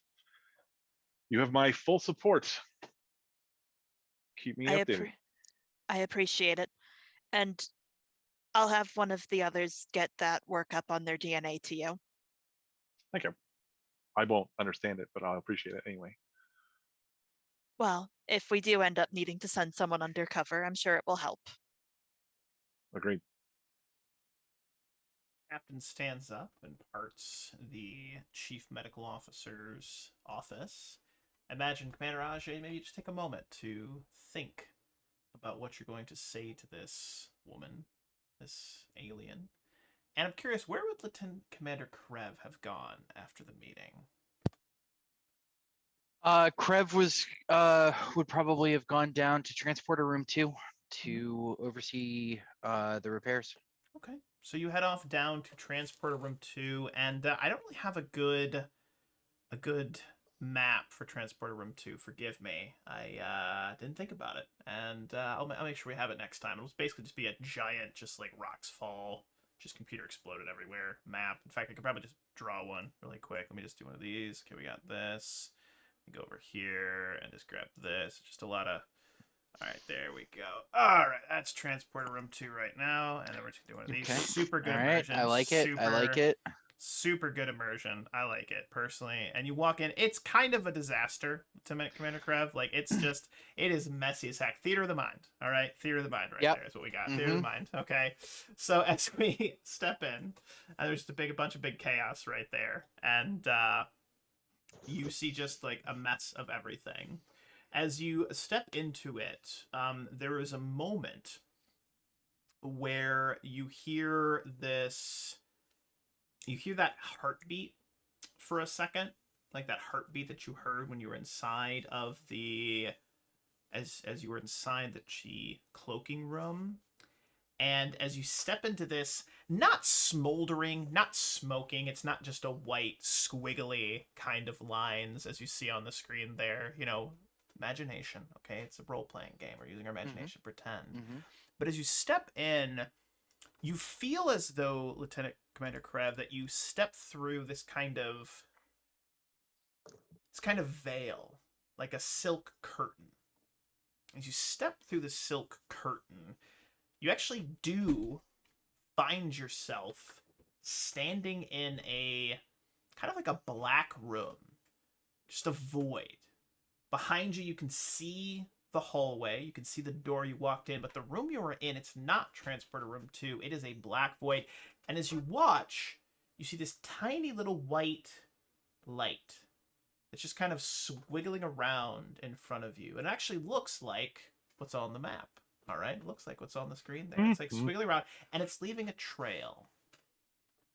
And you hear this voice, this woman's voice that I described to. I believe it was the captain that heard this voice. I've heard it before too. Last session, you've also heard the voice as well, but it's that woman's voice. If I open up, can I trust you not to break me again? I only broke you because you wouldn't open up. So then we are in agreement. I'd like you to work all the time. What can I'd you like tell you to me? work better. She erupts. What can you tell me of the boy? Is he safe? They say he's disgustingly healthy. There is this genuine chuckle. Like if you've ever told someone really good news and they just their laughter is their smile. They smile, they laugh, just that like genuine like I'm so relieved kind of. Thank you. I'll see you well, I'll see you soon then. As you blink, Karev, you find yourself once again not in this crazy squiggly madness that you see, but you find yourself in the hallway. You find yourself standing. And I'm actually going to drag you over. Give me 1 second to zoom out. You actually find yourself in that bay. And you've got a couple other engineers. You're starting to work on it. The floor panels are ripped open, and you're starting to work on stuff. And I'm actually going to have you make a quick control engineering, and see if you can maybe start fixing some stuff. Okay. You thought I wasn't prepared. I'm always prepared. I tricked you guys. I believe in you. Not really. I was winging it. I was totally I've winging always believed. I've always believed in you, Charlie. Hey, I recognize this. You said control or insight? Control. Control. Engineering. I have a focus and transporters. Mm-hmm. I'll allow it.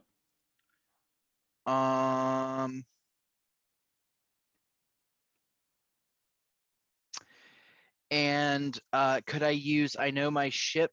Yes. When 100%. okay. So that's a bonus d20, and I will also use a momentum. Oh, but we've got 6 of them. Yeah. So that's 1, 2, 3, 4 d20. Oh, in order to get a 4th d20, you actually have to spend 2 Oh, okay. I will spend 2. because you got a bonus 1 from your. Gotcha. Yeah. All right. Submit and focus. Yes. Damn it, fire! Stop giving. I'm just gonna pocket that threat fire. That's what's gonna happen. I'll pocket it for later. You're a monster, absolute monster. Oops. All right. Wow, 4 successes. So here's the good news. Bad news and good news. Good news is you can fix it. It's going to take 2 full engineering crews to do it, but you should have it up and running in a couple of days. And you start repairs. You're able to start putting things together.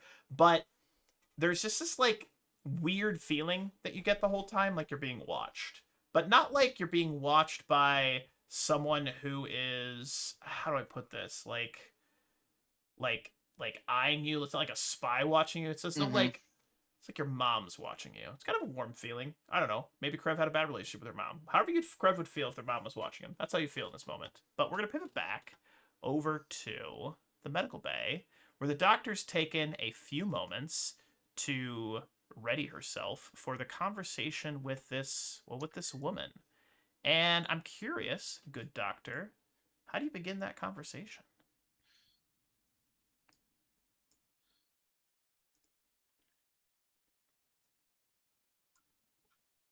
First, I'm gonna unmute. That's fair. Nice, good. Yeah. I don't like it.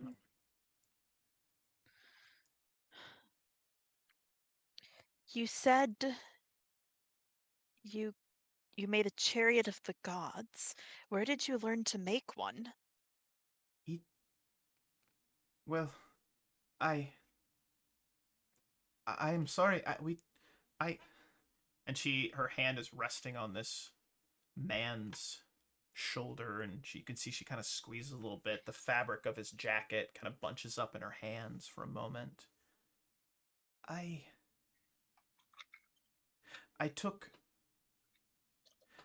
We took what was forbidden, and we read from the glowing scriptures what to do. We I'm sorry, we are not supposed to speak the language of the gods. I am so sorry. But you but built we it had no yourself. choice. We had no options. We couldn't. It's. We I understand. I understand. You built it yourself. That's very impressive.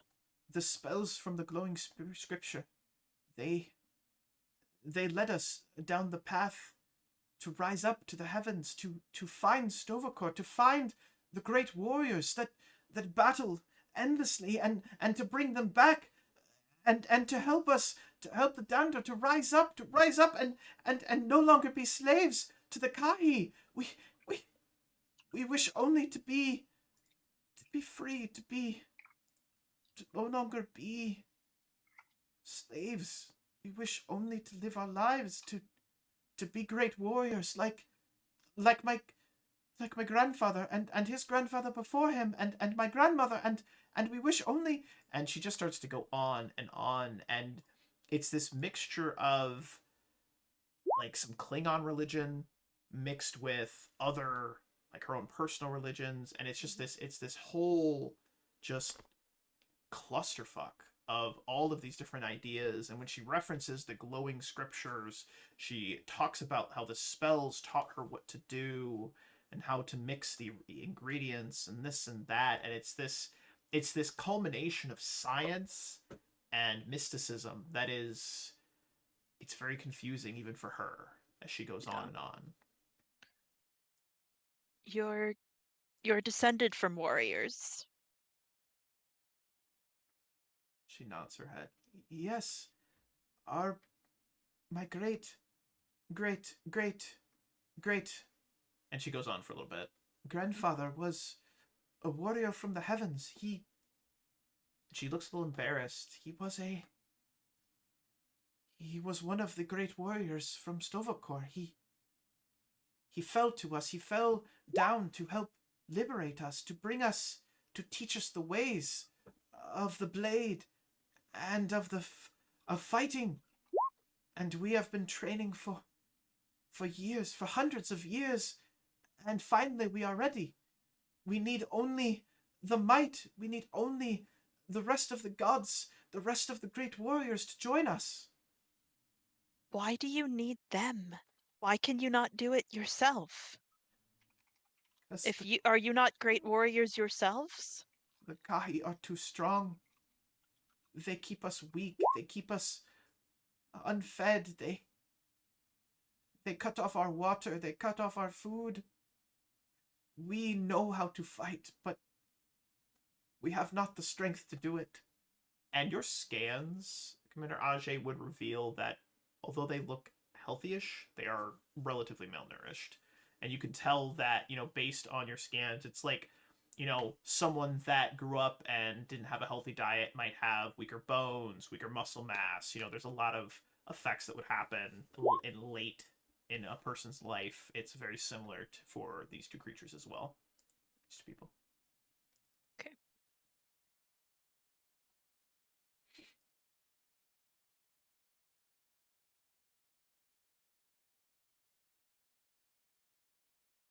So it's a lack of resources. That's why you've come seeking Stovacor. And she acknowledges you, but she continues to look down at the man. He is still unconscious. And you see her kind of lean down, and she starts to kind of whisper. It sounds like a little prayer. And the prayer itself seems to be as though she is wishing him well on his journey. And you had mentioned to her that he's just sleeping, but it seems like she thinks maybe he's dying. And she is saying a Klingon-like writ of passage to the afterlife, is what she's saying. But it's a mixture of Klingon, it's a mixture of her language, so you're only picking up bits and pieces of it. The universal translator is sometimes struggling a little bit as she flips back and forth between the two languages, but... May May I ask you another question? She finishes her little prayer and looks up. Of course, you are a medic to, or a doctor, I should say. She'd say, doctor to the great warriors of Stovokor. You may ask me anything.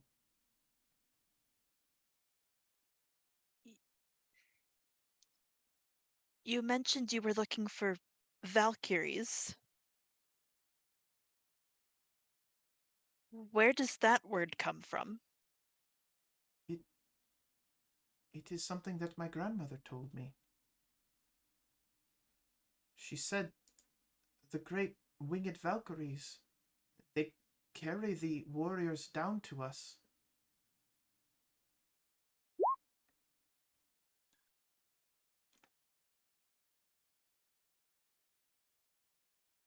I see. So it's not from the sacred texts. She shakes her head.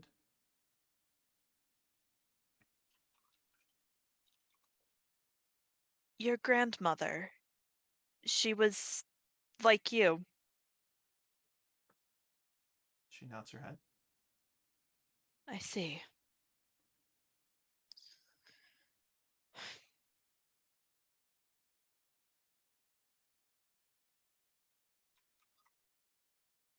I see. Thank you. I'll be back later. When will we ride? When will we return to our home? Tomorrow. Tomorrow. And she leans down and she whispers to him. She says, Tongrix, tomorrow we ride. We ride into battle tomorrow. Please, please, I know you wish to travel to the great afterlife to join the other warriors, but please stay with me until then. I wish to see you carried by the Valkyries. And that gives you a chance to exit. Oh.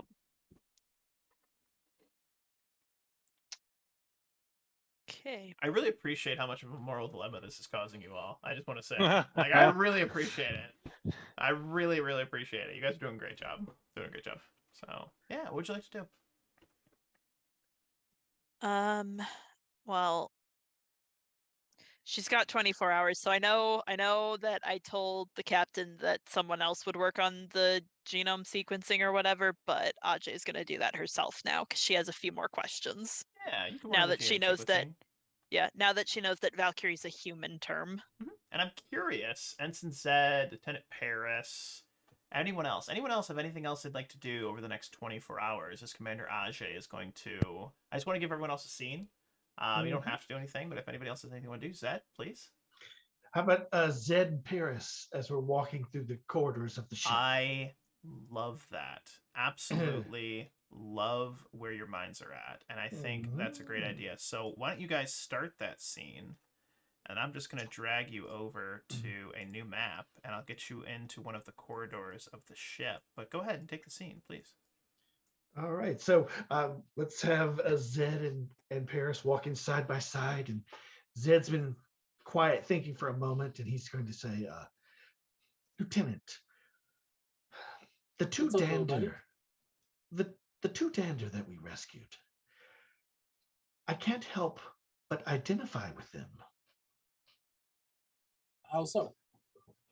They remind me of Ferengi who still believe in the blessed exchequer presiding over the divine treasury. I myself don't believe this to be literal truth, but rather a metaphor for living a Ferengi's best life. I strive to achieve profit for all beings, but these Dander apparently believe in some literal version of Klingon mythology. Well, that every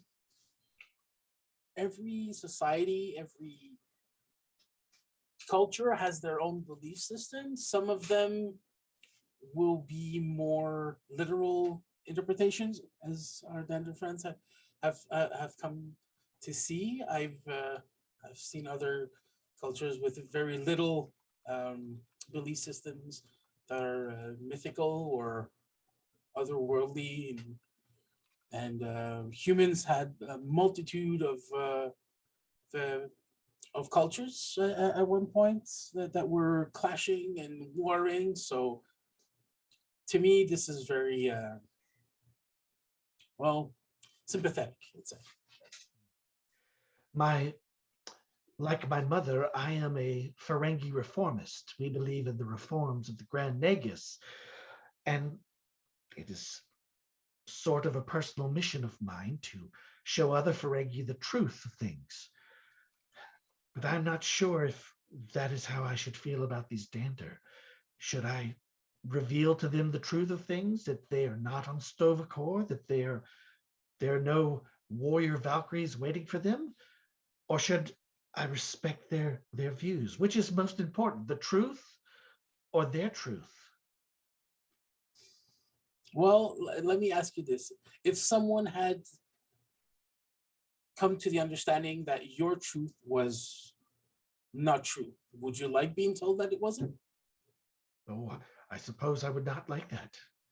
If anything, the most important thing is to be mindful and respectful of other people's cultures, other societies' cultures, and to at least try to understand from their point of view the implication that belief system has. Now, in this case, we can clearly see that unfortunately they've been influenced a lot by Klingons. This is can be good, this can be bad. It's not going to be easy to determine if it is good or bad.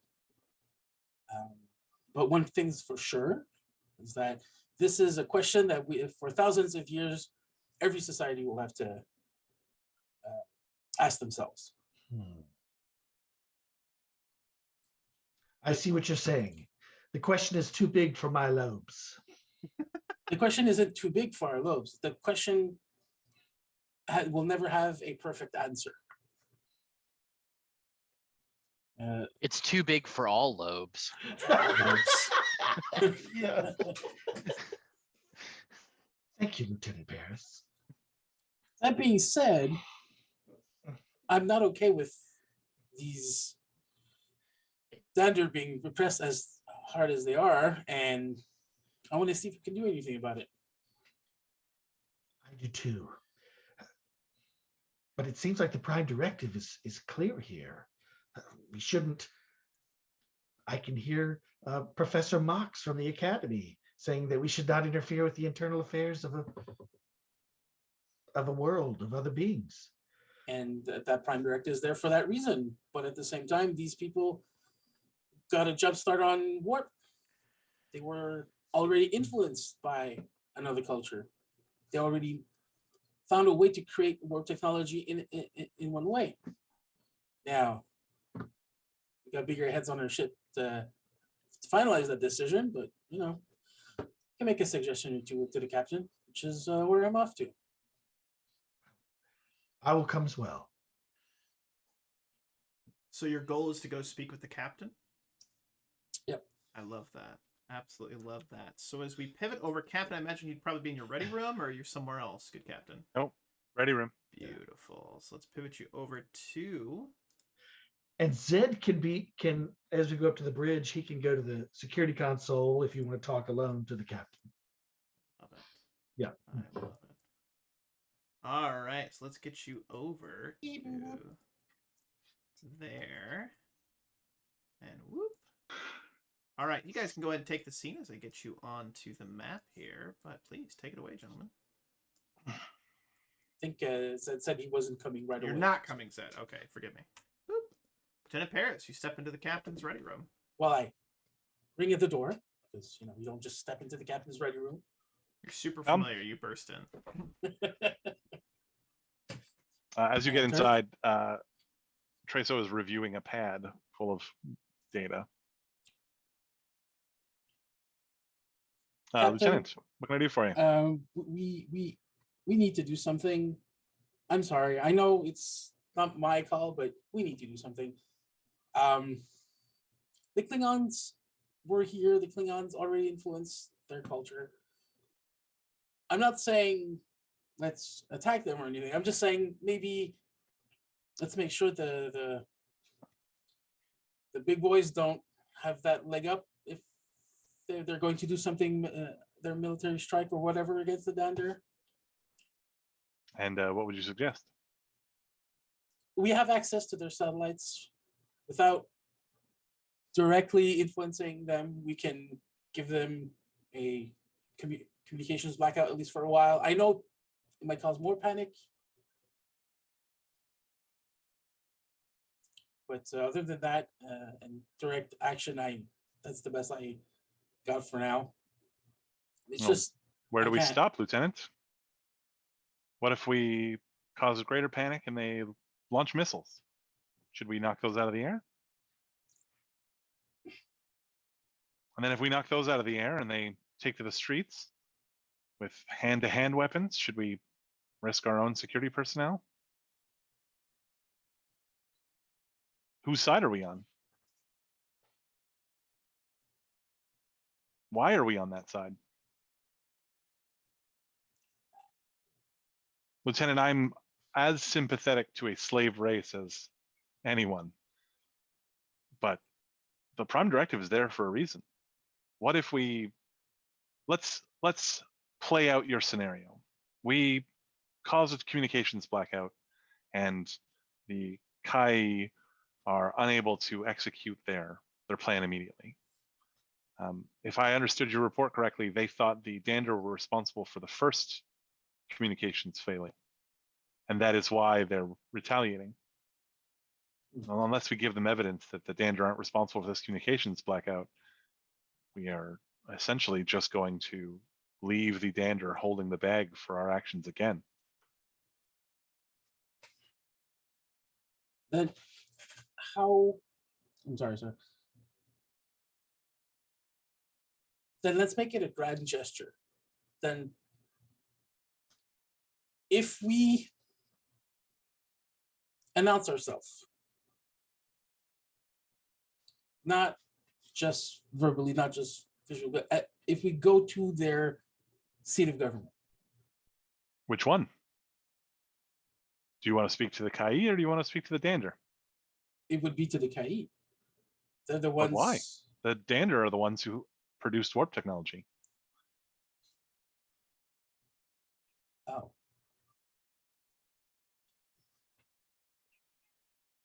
Lieutenant, I see where you're coming from. And I wish it were as easy as us just going down there and telling them to stop it. Stop it. It's just, we can't do nothing, sir. And yet that is what the Prime Directive would demand of us. That we do nothing. That we do not interfere in the workings of a civilization that is not ours. If anything, sir, we've already interfered by causing the first communication interruption. Yes, but that was mostly an accident. I'm not sure I'm ready to throw good intentions at a problem I don't understand. What if the reason the Dander are so downtrodden at the moment is that in their collective past, they were very warlike, as they might be, given that they are at least part Klingon. And the only way the two species have survived at all is that the Dander were relieved of some of that aggression through control. And we end that. And suddenly, a race of warriors who don't understand their technology are spreading across the expanse with nothing to guide them but old Klingon technology and teachings. There's no Khitomer Accord with these guys. Are you willing to risk the lives of every other species in the Shackleton Expanse on the hope that perhaps the Dander will not turn out to be as warlike and conquerous as their ancestors, the Klingons, were in their heyday? I see your point.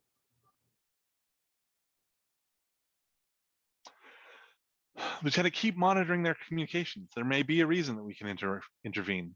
Maybe we can intervene without revealing ourselves and without leaving the Dander holding the bag. But until I see something like that, I'm not sure I'm ready to commit us and the Federation to taking a side in what is a local conflict. You should speak to Commander Ajay. She'll remember when the Federation didn't take a side in the Bajoran occupation. She may be able to offer you a different point of view on this.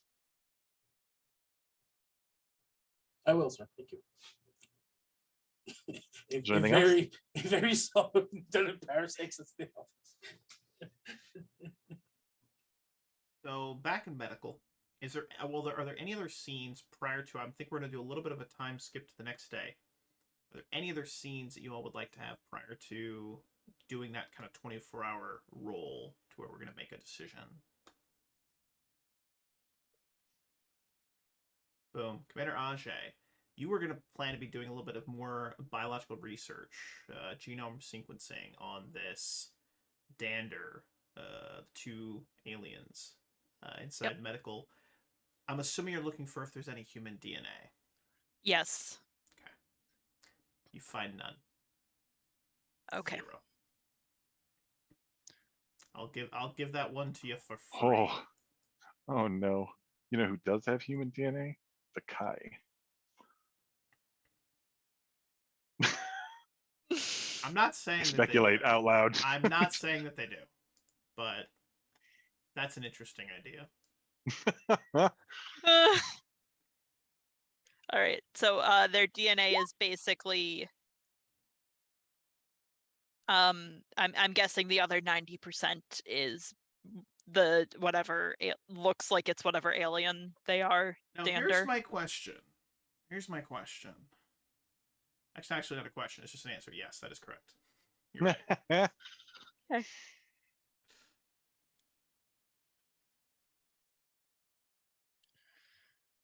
Okay.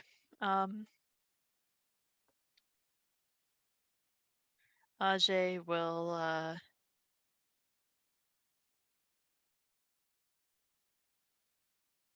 well, she said she'd send that to the captain, so she'll send pad with that information with that report on it to the captain. During some of your scans, the male alien is still unconscious, just completely passed out, whether it be from stress or there was just If he looks like he's stirring, I'm gonna hit him with another or a hypo. horse tranquilizer, who knows. But she is getting a little, not agitated, but a little restless. And she says,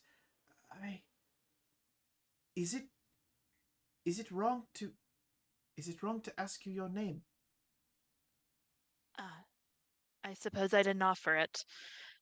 I'm Ajay Shahira. I am Akwin. It is nice to meet you. Will we be leaving soon? Is your general, is he gathering the other warriors?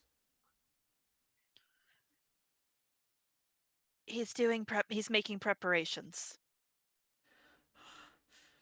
I was not hopeful that our chariot would take us to Stovacor, but here we are aboard one of the gods' chariots, and the general of the gods is forming up an army, and we will go down, and we will crush the Kahi. And Akin, what would you have done if you weren't able to make your chariot? I don't understand. We were given all of the. It was in the glowing scriptures. It was stated that we should come here when we were read. I don't understand your question. If you hadn't had that option, what would you have done? I'm going to describe this to you in interpretive dance. Like, her expression is, she literally, like, she's hearing your question. It makes zero logical sense to her. There is no other option. This is what my family has prepared for forever. Generations.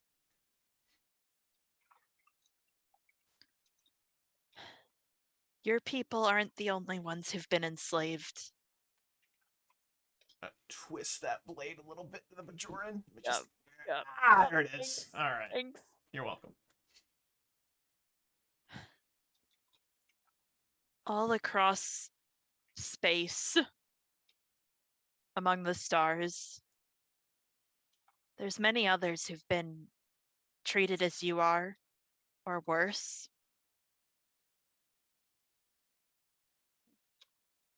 And what have they done to their oppressors? It depends. My people fought back The- in small groups. There's a little bit of confusion. You mentioned your people fought back. The gods have been oppressed as well? I'm no god. I'm just a doctor. Little confusion. Not quite understanding, but she lets you go on. We didn't have sacred texts like you did.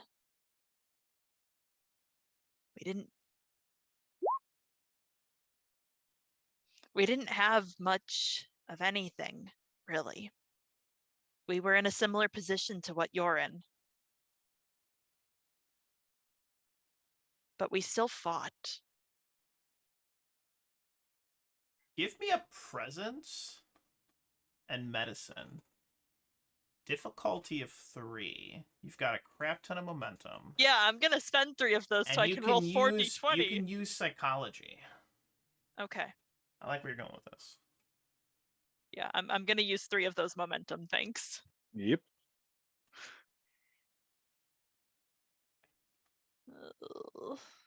No pressure. This is really important.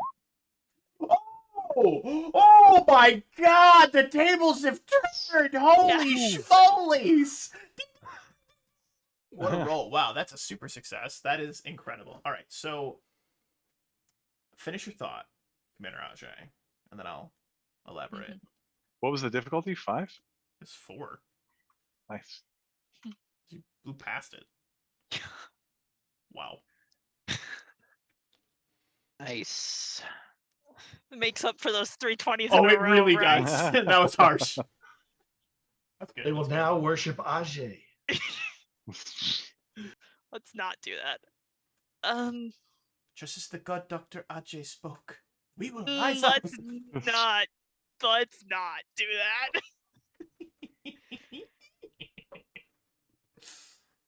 We didn't have anyone to depend on. No sacred texts telling us what to do. No outside help. Just us.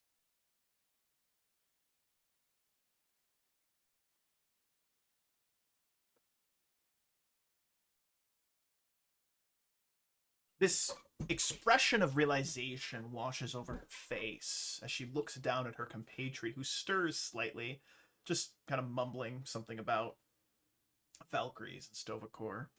She looks back to you. You are very wise, Doctor. Perhaps it is not the warriors of Stovacor that we are seeking, but the warriors inside ourselves that we must find.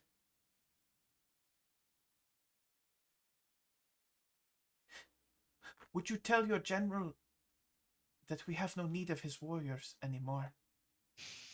I think I know what must be done.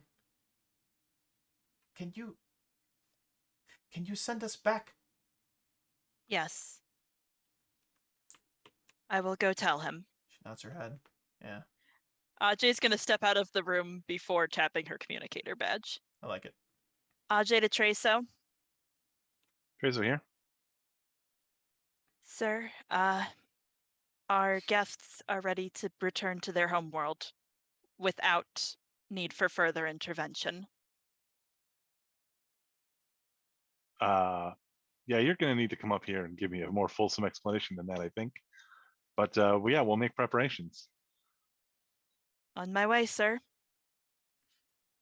Let me just drag you guys over here, and let me just take Lieutenant Paris and yeet him over here. He's already here. And then we're gonna yeet you over to there, and then the doctor. You know, I'm assuming you hit the doorbell. Maybe you walk in. Maybe you're that close to the No. to the doctor. No, I will ring the bell. All right. I will Come in. use the chime. Okay. Captain, Commander. grab a seat and tell me what the hell happened down in the sick bay. Well, I finished sequencing their genome. Aside from the Klingon DNA, there's no sign of any human DNA, so I still don't know where the term Valkyrie came from, other than Akin said that her grandmother used the term, and that it doesn't come from. Well, I'm going to paraphrase here. It doesn't come from the Klingon remnants, obviously. When Lieutenant Paris mentioned it was a human term, I did look for human DNA, but there wasn't any to be found. Okay. So that is a mystery that I suspect will go unanswered. Indeed. I went to talk to her again to try and find anything. And I told her a little about Bajor. About how no one came to help us.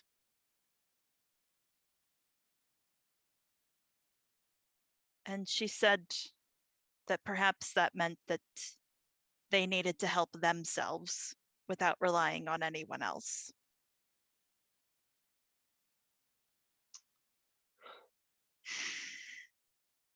Shahir, I happen to know that was a long and bloody conflict that could have been mitigated by Federation interference. How do you feel about that? I didn't live through much of it, sir. It was a long time ago now. Mm-hmm. I was a child. Not even. I was a baby.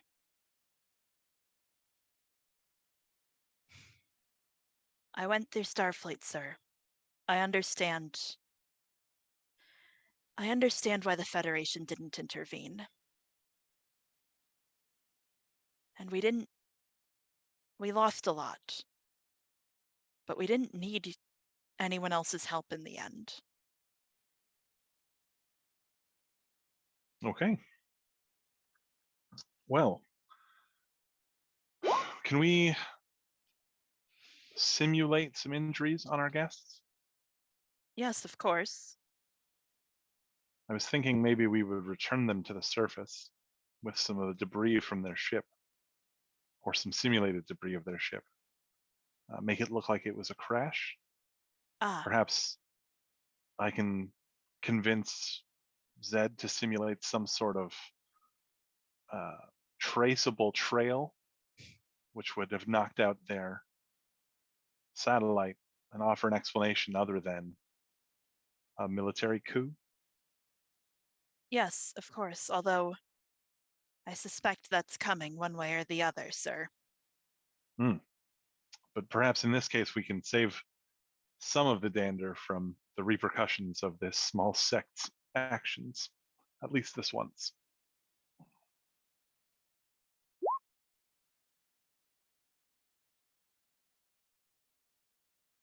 And If it do you think is, we should black out their memories?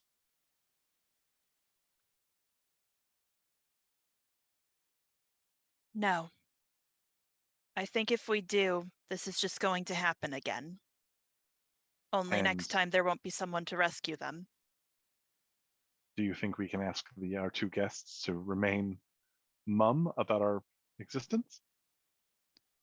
We can certainly try, but I suspect that they'll be phrasing it in religious terms regardless.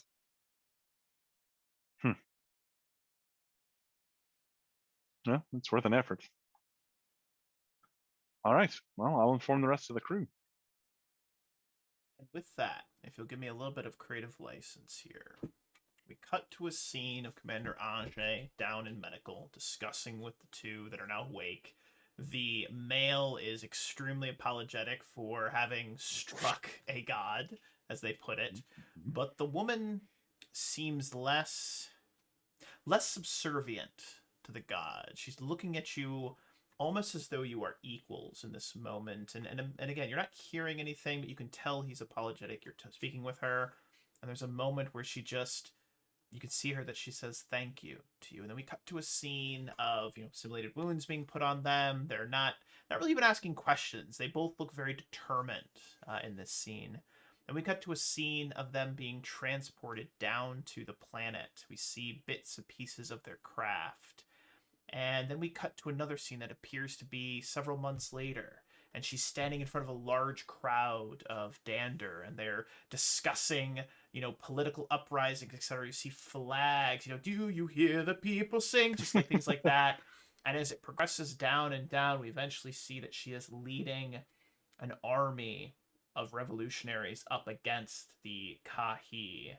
And as we zoom out of the planet, we watch as the Ragnar pivots away from the planet, hits warp, zooms out, and roll credits. But absolutely fantastic job, everybody. That was awesome. Thought you guys did a great job. Yes. All right, that was fun. I hope you guys liked Yeah, that lots one. of fun. Oh That was yeah. fun. That was a good one. Mhm. That was I loved my goal on this one was to give you a moral dilemma. That's what I wanted to give you. It was a moral dilemma. I wanted to obviously be a first contact, but I wanted it to be a moral dilemma. And when I started thinking about different ideas, I was just like looking up different like pictures of aliens, and I found this really cool like 4 different aliens. And I was like, oh, what if they were like rulers and stuff? And then it all just spiraled out of there. And then it's near Klingon territory, which I'm glad Mimi made that reference because it is definitely right there.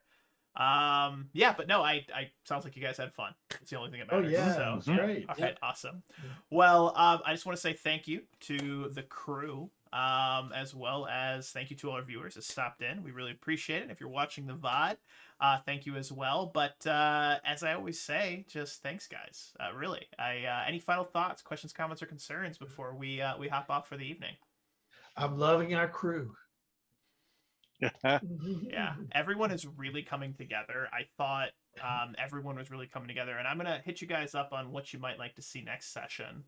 As far as this goes, we've done our first contact. I'm curious, maybe like what else we might be able to do. But I'll pick your brains a little bit, or maybe I'll just throw something at you. But again, as I always say at the end of every stream, thank you so much for watching, everybody. Players, thank you so much for playing. Happy gaming, and we'll catch you next time. Good night, everybody. Cheers.